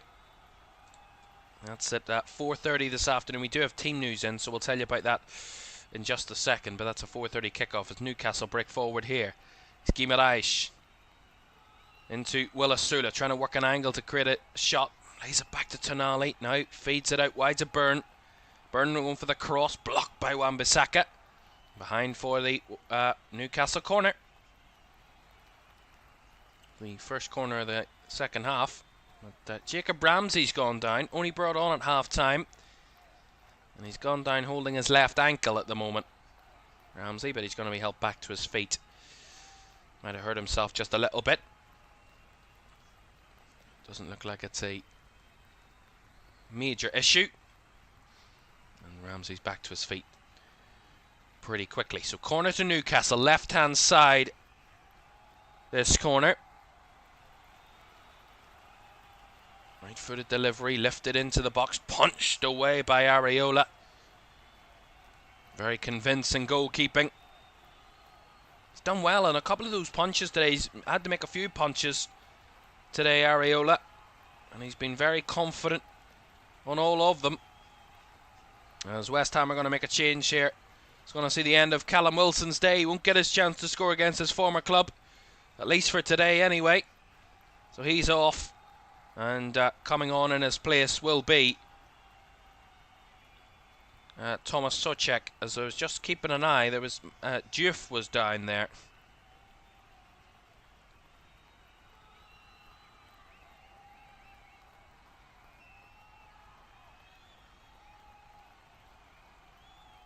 And Souček on for Wilson.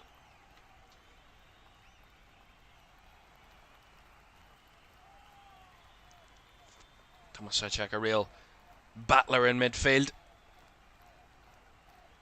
And a lot of height as well to add to the Newcastle, or to the West Ham team. Dan Burnley's got a lot of height. He's going to go for the long throw here. As we hit the hour mark, it's West Ham lead by 2-1, and the long throw headed away by Aaron Wan-Bissaka. Here is Murphy down the right side that receives it. Looking to work it into the box. It's flicked on off the head of Botman and flicked on again, but comfortably into the hands of Areola. No real threat at all there again from Newcastle.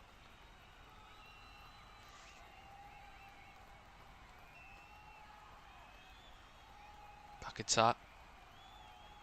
Potts. Back to Kilman and back to Areola again. He tried to find it out to that left-hand side, but there was no one there. I think he knows himself that was a poor kick. Alphonse Areola, and straight out of play for a Newcastle throw.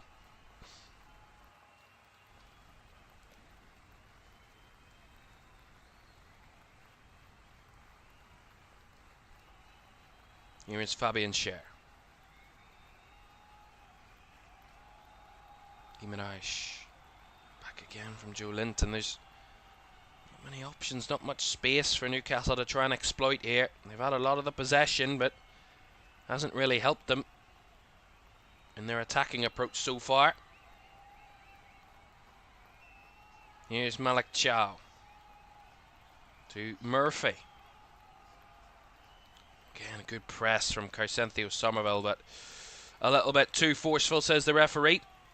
Well, if you look to your top right of your screen, where the live stats graphic is, I'll show you that in a moment, as Guimaraes again dispossesses. He battles to win it back off Diouf, but Diouf does enough to clear it away and get it out of the way of danger. Trying to find Souček, but even too high for him. But if we look, if we look at the first half stats, this is the first half stats there on your screen, the top right corner. Fairly even, slightly in Newcastle, or slightly in West Ham's favour.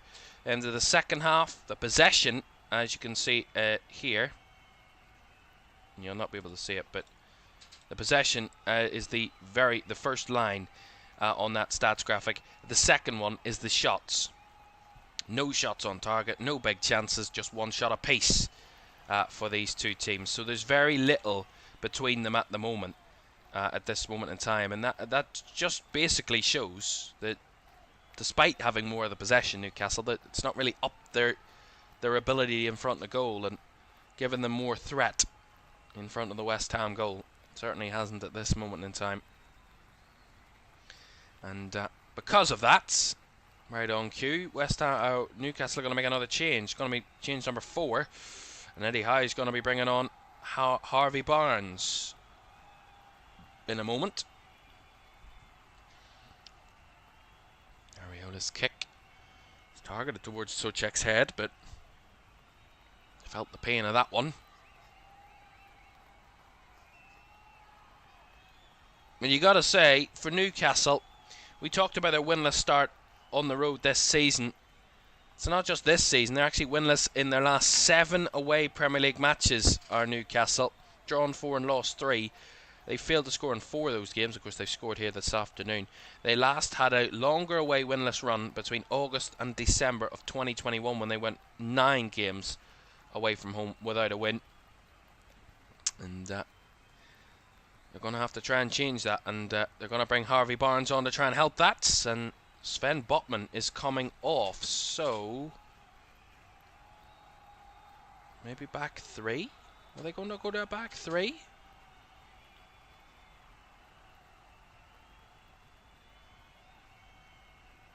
Maybe a back 3 with Sher, Chow and Byrne as the back 3, and just committing more bodies forward. They're making themselves more open though, as Fernandez wins it back off Byrne, and Joe Linton trying to win it back, clipping Mateus Fernandez, aiming to have fouled him by the assistant's standards, and that's a free kick to West Ham United. And Joe Linton's quite frustrated with that decision.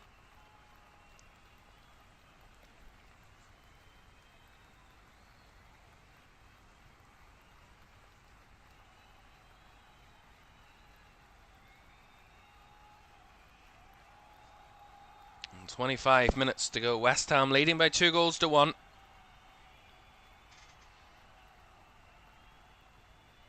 And Joe Linton not particularly happy with the decisions. He's still arguing with the referee, and the referee just called off Bruno Guimaraes, the Newcastle captain, called him over and just saying to get his players in check, really.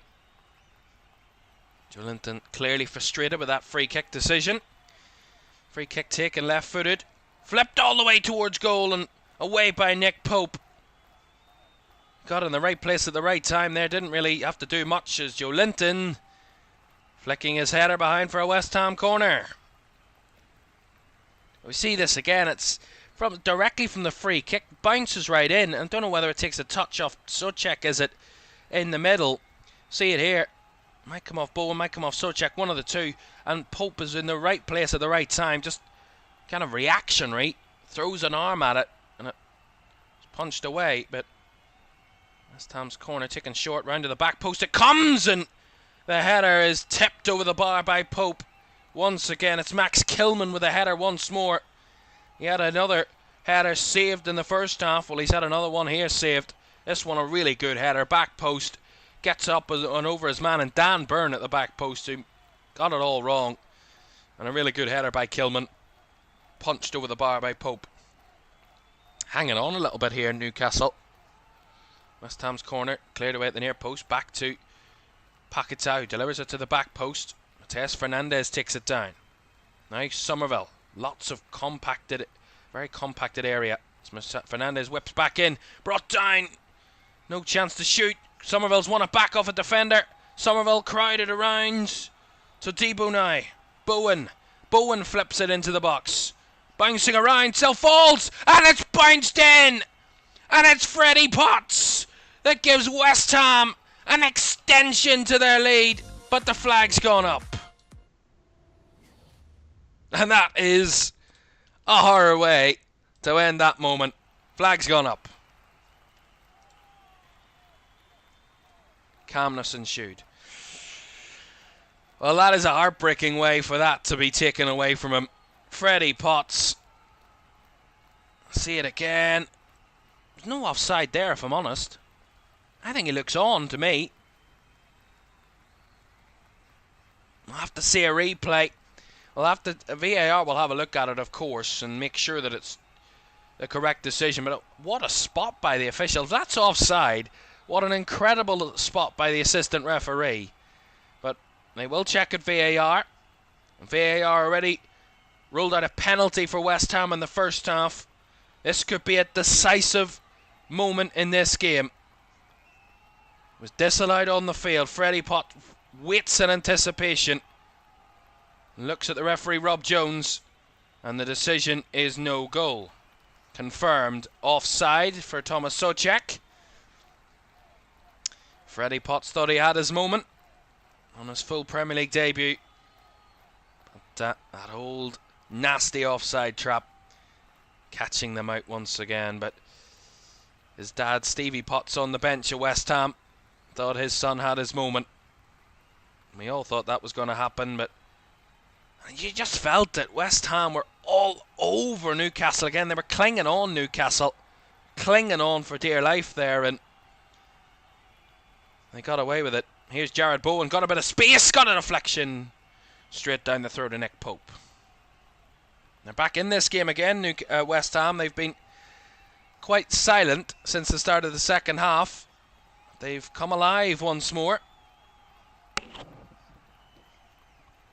And with 20 minutes to go, they lead by 2-1, but Newcastle, for a moment there, were clinging on to 2-1. Could have been 3-1.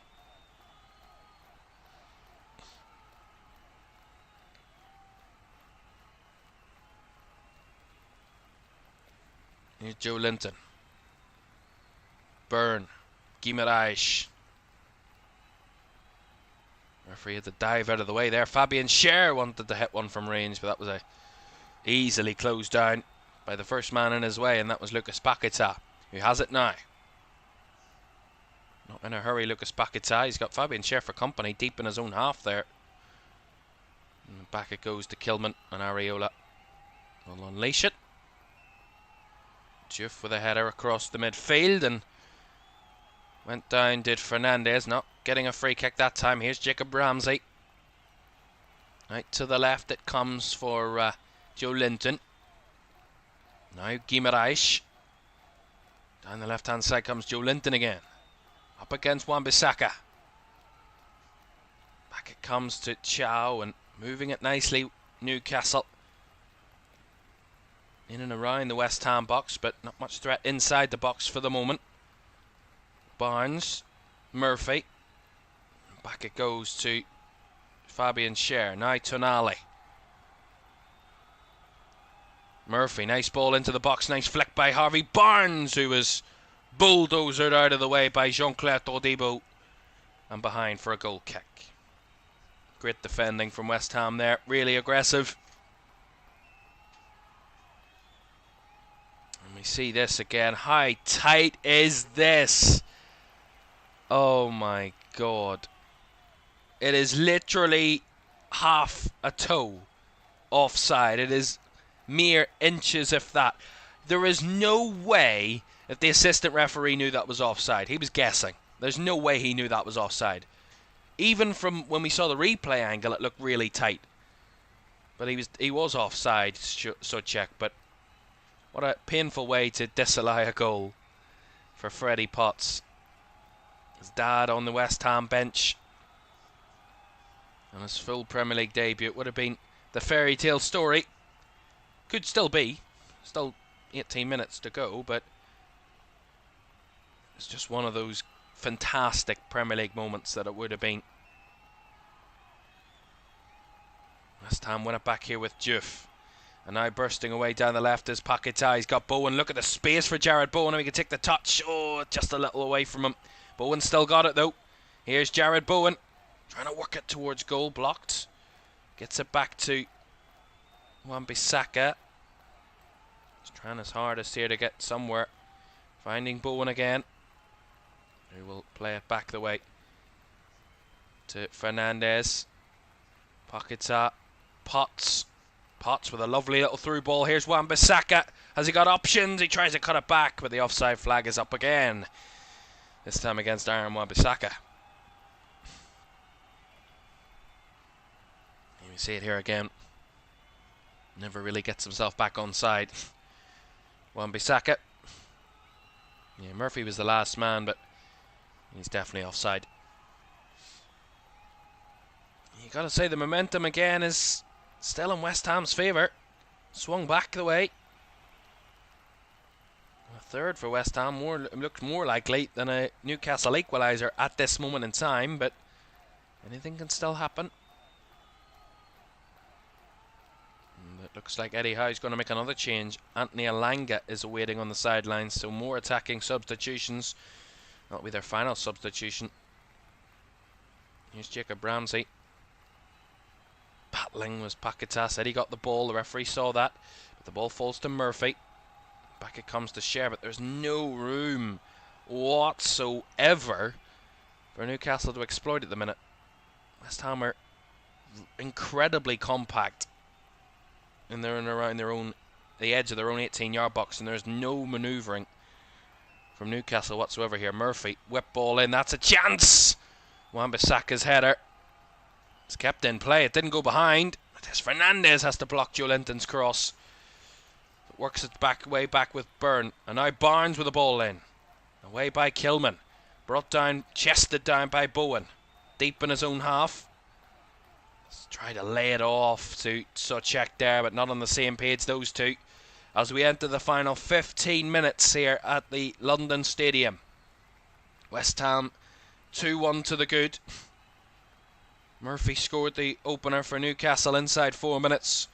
An equaliser of pure quality from Lucas Paquetá levelled the game before an own goal from Sven Botman just before half-time gave West Ham the lead. Into this second half, Newcastle had started the half dominating the possession. They still had over 70% of the ball, Newcastle, in this second period, but a reminder, just 3 shots. And none of those shots on target for Newcastle. Here comes Somerville on the breakaway. It's a 4v4 for West Ham here. But Fernandez tried to poke it through a hole that wasn't there. Here's Bowen. Gets it on the right side. He's got Wan-Bissaka. He's got Somerville. He's got other options as well as he tries to poke it across the box. And Jared Bowen couldn't quite find it.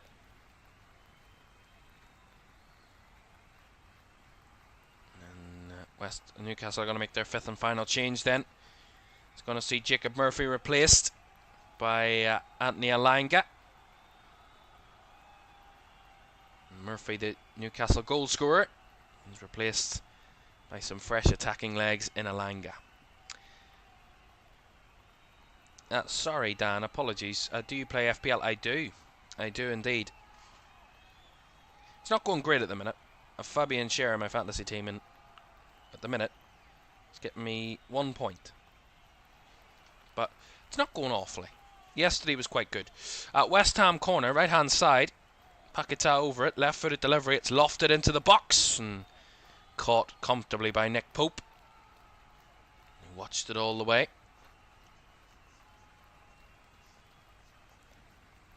He lays it out to Tonali, who Fires it down the right hand side. A run on here by Osula. Up against Todibo. Osula trying to go backwards and goes back to Tonali. And now into Guimaraes. Not many defenders on the field for Newcastle. That's a nice ball into Ramsey's path, who tried to have a shot. It was wayward. And then the rebounded effort off Bruno Guimaraes is skied well over the bar.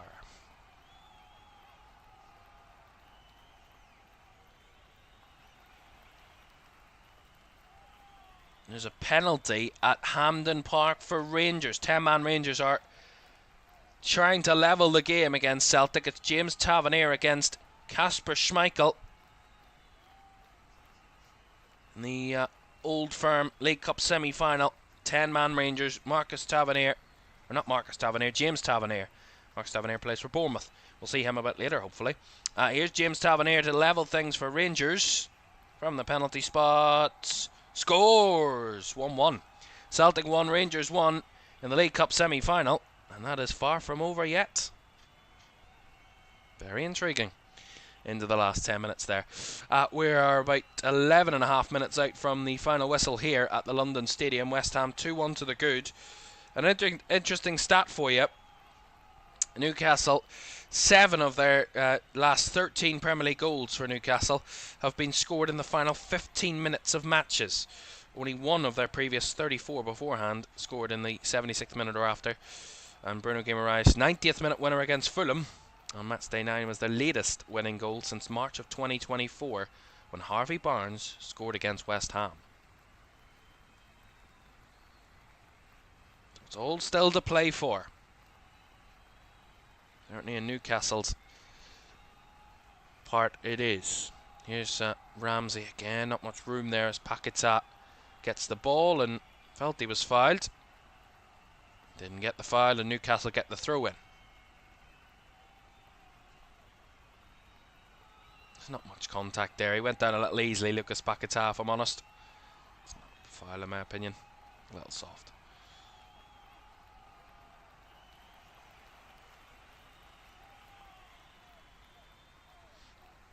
Long throw by Byrne into the box.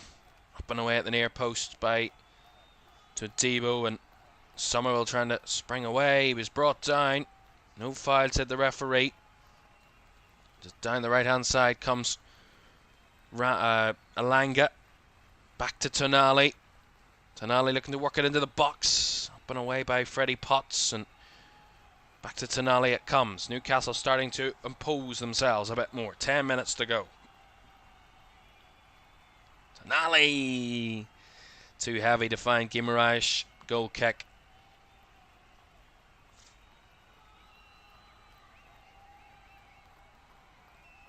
A very downcast looking travelling Newcastle support.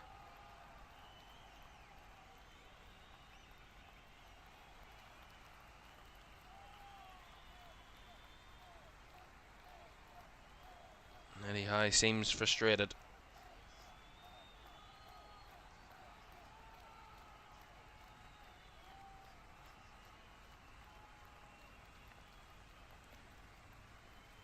Long kick there. Forward by Areola.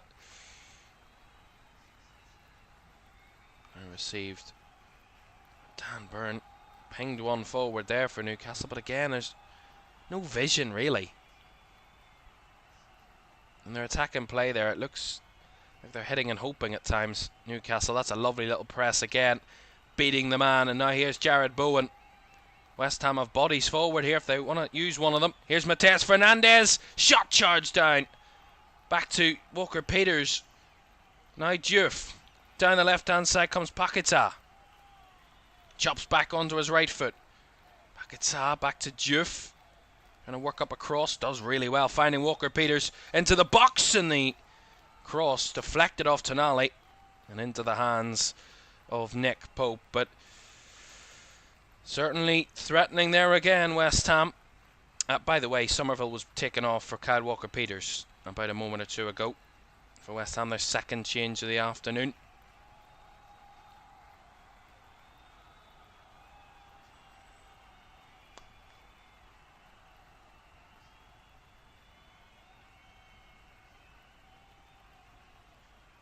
Alanga.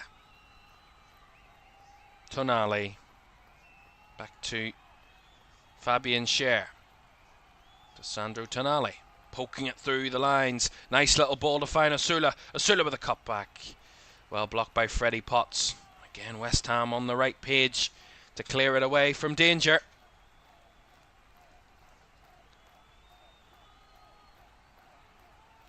Guimaraes. Down the right hand side comes Alanga. Alanga to lift one into the box. Way at the back post by Wan-Bissaka. And Souček and Bowen linking up nicely. And Paquetá reversing it round the corner for Jared Bowen into space. Right, numbered a little bit here. It's a 2v3 in Newcastle's favour. Bowen, lovely close control. Just keeps a hold of the ball for now. Fernandez. Paquetá through the line. Souček tried to find Bowen. Cleared away by Newcastle, but West Ham on the offensive again. Todibo. To Kilman. Back to Jean-Claire Todibo. 7 minutes of normal time to go. Ball out to Walker-Peters.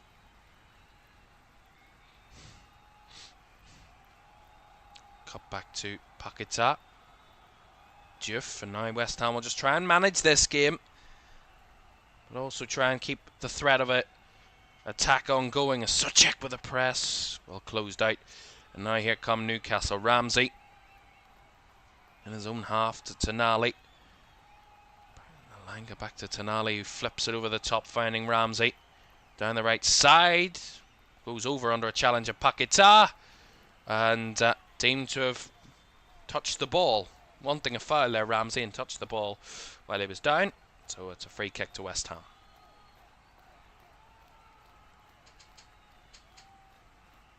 Well, this would be one of those results that if West Ham do get the win, it could be a real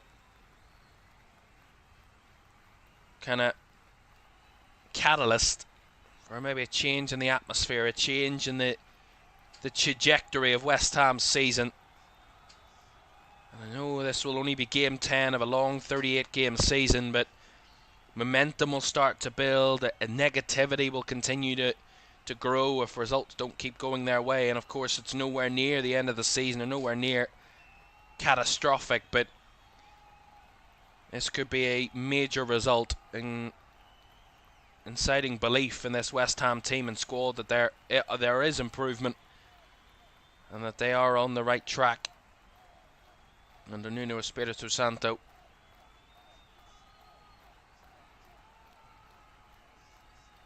Free kick here will be taken by Areola as Igor has been brought on for Mateus Fernandez for West Ham. So another change. That will be their final change of the game. They've made 3 changes but separate occasions. So Igor Julio is on for Mateus Fernandez for West Ham.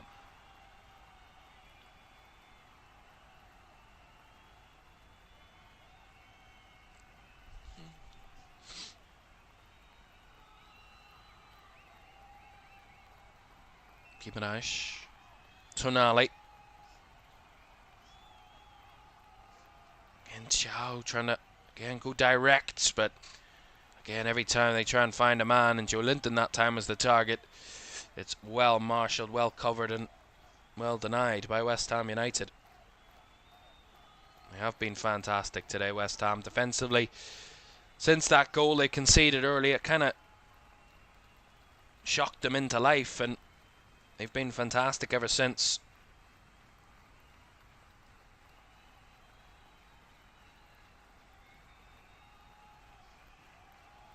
And they'll get a goal kick here with Areola going long. As I said, for West Ham, they win here today. They play Burnley next week, who sit above them in the table. Then they've got a tricky run of fixtures after that. Away to Bournemouth, home to Liverpool, away to Man United, away to Brighton, home to Villa, and away to Man City. A tricky run of fixtures for West Ham into November and December, and the next 2 weeks, this game and next week at home to Burnley, could be 2 big games for West Ham's season to try and get them some sort of momentum, some sort of excitement. Knocked into the box, away by Walker-Peters again. Newcastle trying things, but at the moment nothing's quite working for them. Hasn't really worked all afternoon, certainly not in the second half. We've had no shots on target in the second period with Newcastle. For West Ham, this will be a first win since the very first day of the very match day 3, of the season, when they went to Forest and won 3-0 against, on that occasion, Nuno Espirito Santo. So that's quite the irony of it. They've lost 5 of their last 6 games, West Ham.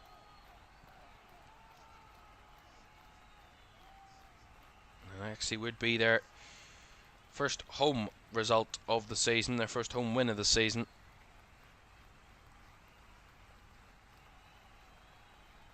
Only one of 2 teams to not have won a home game this season. Actually lost all 4 of their home games this season, West Ham, before this game.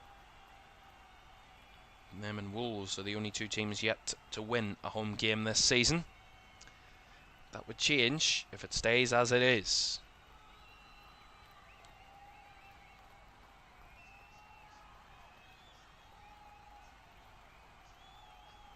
When we look at the second half stats, I mean, it's been fairly even. Again, slightly edging in West Ham's favour, despite the possession that Newcastle have had. West Ham have had 4 shots, Newcastle have had 4 shots. West Ham have had a shot on target, Newcastle haven't. And the touches in the opposition box are 11 apiece, so there's not been much dominance in any other area other than possession for Newcastle in the second period. That's what has them as they are, but it only takes one effort, it only takes one moment to change that into the last minute of the 90. Caoimhan whips the ball in deep, away by Wan-Bissaka, only half cleared. Barnes keeps it alive. Chow back to Barnes on the touchline. Barnes inside to Caoimhan, and across to Tonali, finding it out to Alanga. Alanga with a cross into the middle, and the header is straight down the throat of Alphonse Areola from Willisula. That's their first shot on target of the second half for Newcastle, right on the brink of 90.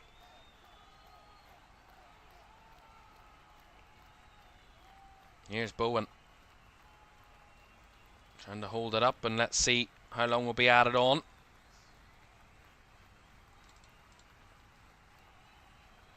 So check committing a foul there, and it will be 5 additional minutes at the end of the 90 then. 5 more minutes here at the London Stadium for West Ham to try and hold on, for Newcastle to try and find an equaliser. A result they're most often and they're most received on the road this season is a draw. Will they conjure up another goal to see that result reflected once again? Tonali. Well, we talked about West Ham's upcoming fixtures. Newcastle's schedule is a little busier because of Champions League football. For now, actually, let's talk about Alanga. Left-footed delivery, up and cleared away, and there's going to be a free kick for a challenge on Souček as he headed that one clear. Free kick to West Ham. So Newcastle's, as I said, their schedule a little busier than West Ham's. They're back in action on Wednesday night when they host Athletic Club at St James's Park. They then head to Brentford next Sunday before a home game against Man City after the international break. A trip to Marseille in the Champions League, followed by a trip to Everton in the league, is what is a busy November for Newcastle. And a number of those games on the road. Just 2 home games in this whole month of November for Newcastle. At home to Athletic Club and at home to Man City. All the rest are away from home.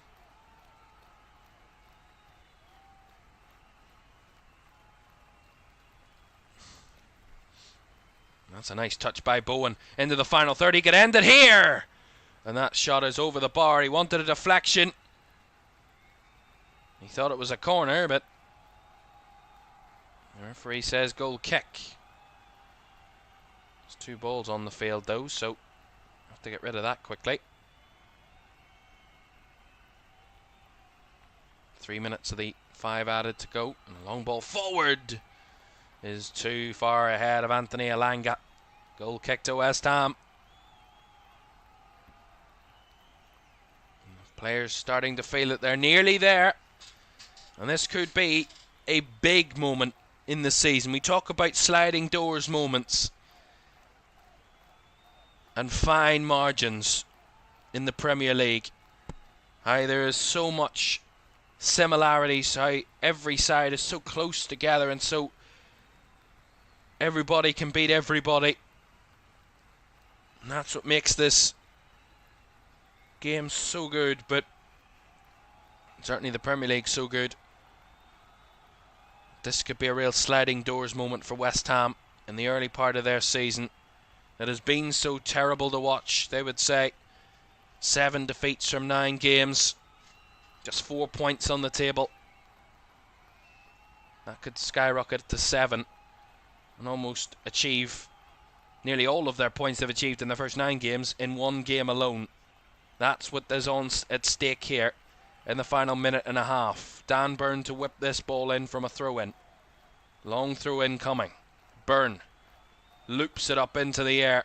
Flicked off a man and comfortably into the hands of Areola, who quite conveniently says he's got cramp. Convenient indeed. I don't know about that. Yeah, come off the back of, I think that was Chow's head, was it?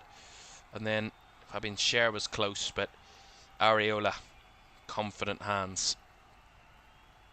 The referee's having none of it, and nor should he. He's having none of it.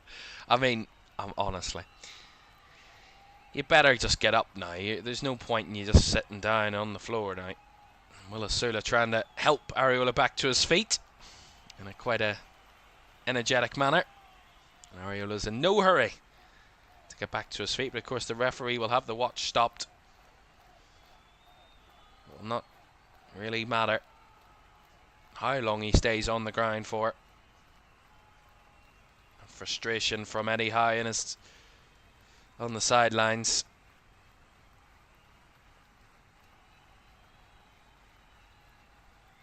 Areola looks absolutely fine.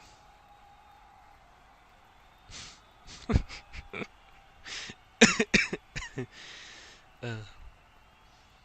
gotta love the dark arts of football sometimes. It is quite funny. Areola going for a long throw. Maybe he is hurt, or he's just play acting very well. The ball flipped over the top by Souček and back by Schär. Time is 5 minutes is up, but of course that long bit of time wasting from West Ham will have us see more than the 5. Of course, a minimum of 5. People forget that sometimes. Long ball by Schär forward. Up and away by West Ham again. And Paquetá is trying to run away with it now. He's got options ahead of him if he wants to find them, but he's going to stay on the ball for now.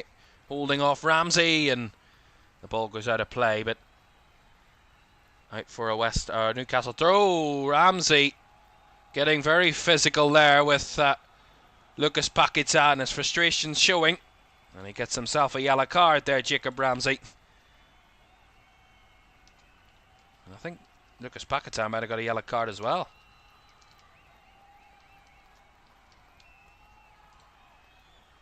And Jacob Ramsey gets a yellow for that unnecessary challenge on Lucas Paquetá, and Lucas Paquetá got one for kicking the ball away, which is a direct yellow card offence. And that's his 4th yellow card of the season for Paquetá. He won't care right now. Throw in from Joe Linton deep in his own half. It is last chance saloon type stuff now for Newcastle. Pumped forward by Pope. Up and away by Kilman. And brought down by Bowen. And this could finish it off here. Bowen through to Paquetá. Back to Jared Bowen. Saved by Pope. And it's off the hands of Pope and into the back of the net by Souček. And that's the game over. They took a risk, Newcastle. Threw everybody forward. It didn't pay off. In the end, they're punished, Newcastle. And West Ham are definitely getting 3 points. 3-1. And it's Thomas Soucek that forces it home. And that has made it a cherry on the icing of the cake for West Ham United. It's Bowen. Laid it off to Paquetá. Back to Jared Bowen. He's just onside. Laid it through. The shot right through the legs of Pope. He tried to stretch round to reach it. But it comes off his hand into the path of Thomas Soucek, who's got an empty net. His eyes lit up, and he was not letting that one evade him that time. West Ham 3, Newcastle 1. Game, set and match. And the Hammers are going to get 3 points.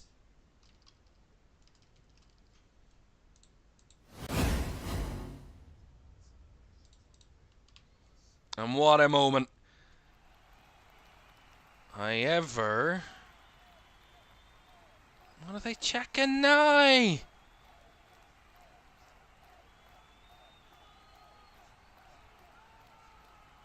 Well, they're waiting to see whether it will stand. Well, they're checking for the offside. It looked like Jared Bowen was on, if I'm honest.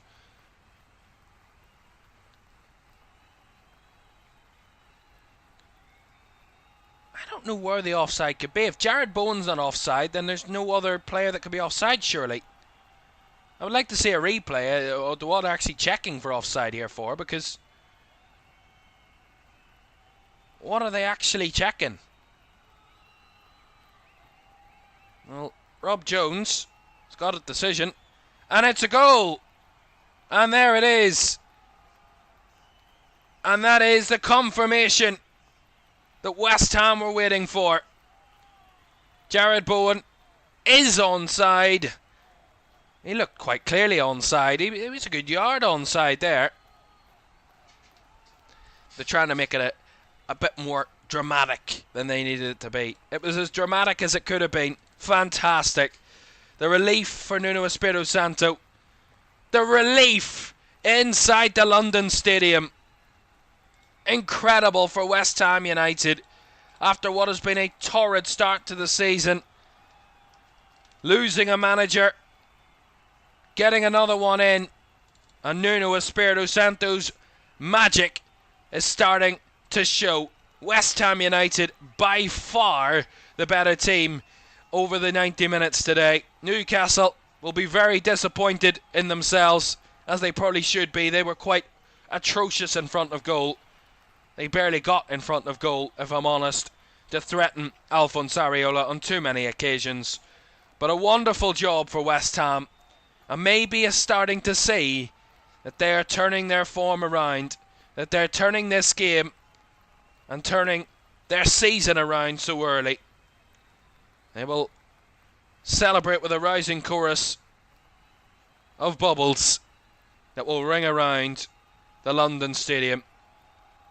But a special mention today to Freddie Potts, his full Premier League debut in the midfield for West Ham, and he did not look out of place whatsoever. Newcastle's midfield were second rate today. And West Ham's midfield looked like they'd embodied them. Incredible from West Ham, and well deserved. And I gotta say, Nuno Espirito Santo has done a very good job with this West Ham team. Defended so much better after the goal they conceded. Kicked them into life. And they moved themselves up the table by one position. Still in the bottom three, West Ham, but they get only their second win of the season. Their first home win of the season. And they avoid what was a unwanted club record. And they get themselves onto 7 points. And they play the team that is above them by 3 points next week. And that is Burnley. So, final score, West Ham 3, Newcastle United 1. There's been another goal at Hampden Park, and 11-man Celtic are back in front in extra time. So Celtic 2, Rangers 1 in extra time there at Hampden Park. And we'll tell you if the game is over by the time we're back for Man City Bournemouth, what the result is there. But it is West Ham that have got 3 points for the first time at home this season. And Newcastle, well, their worries and woes on the road continue winless now in their first 5. We'll be back for Man City Bournemouth in about 20 minutes time. We'll see you then.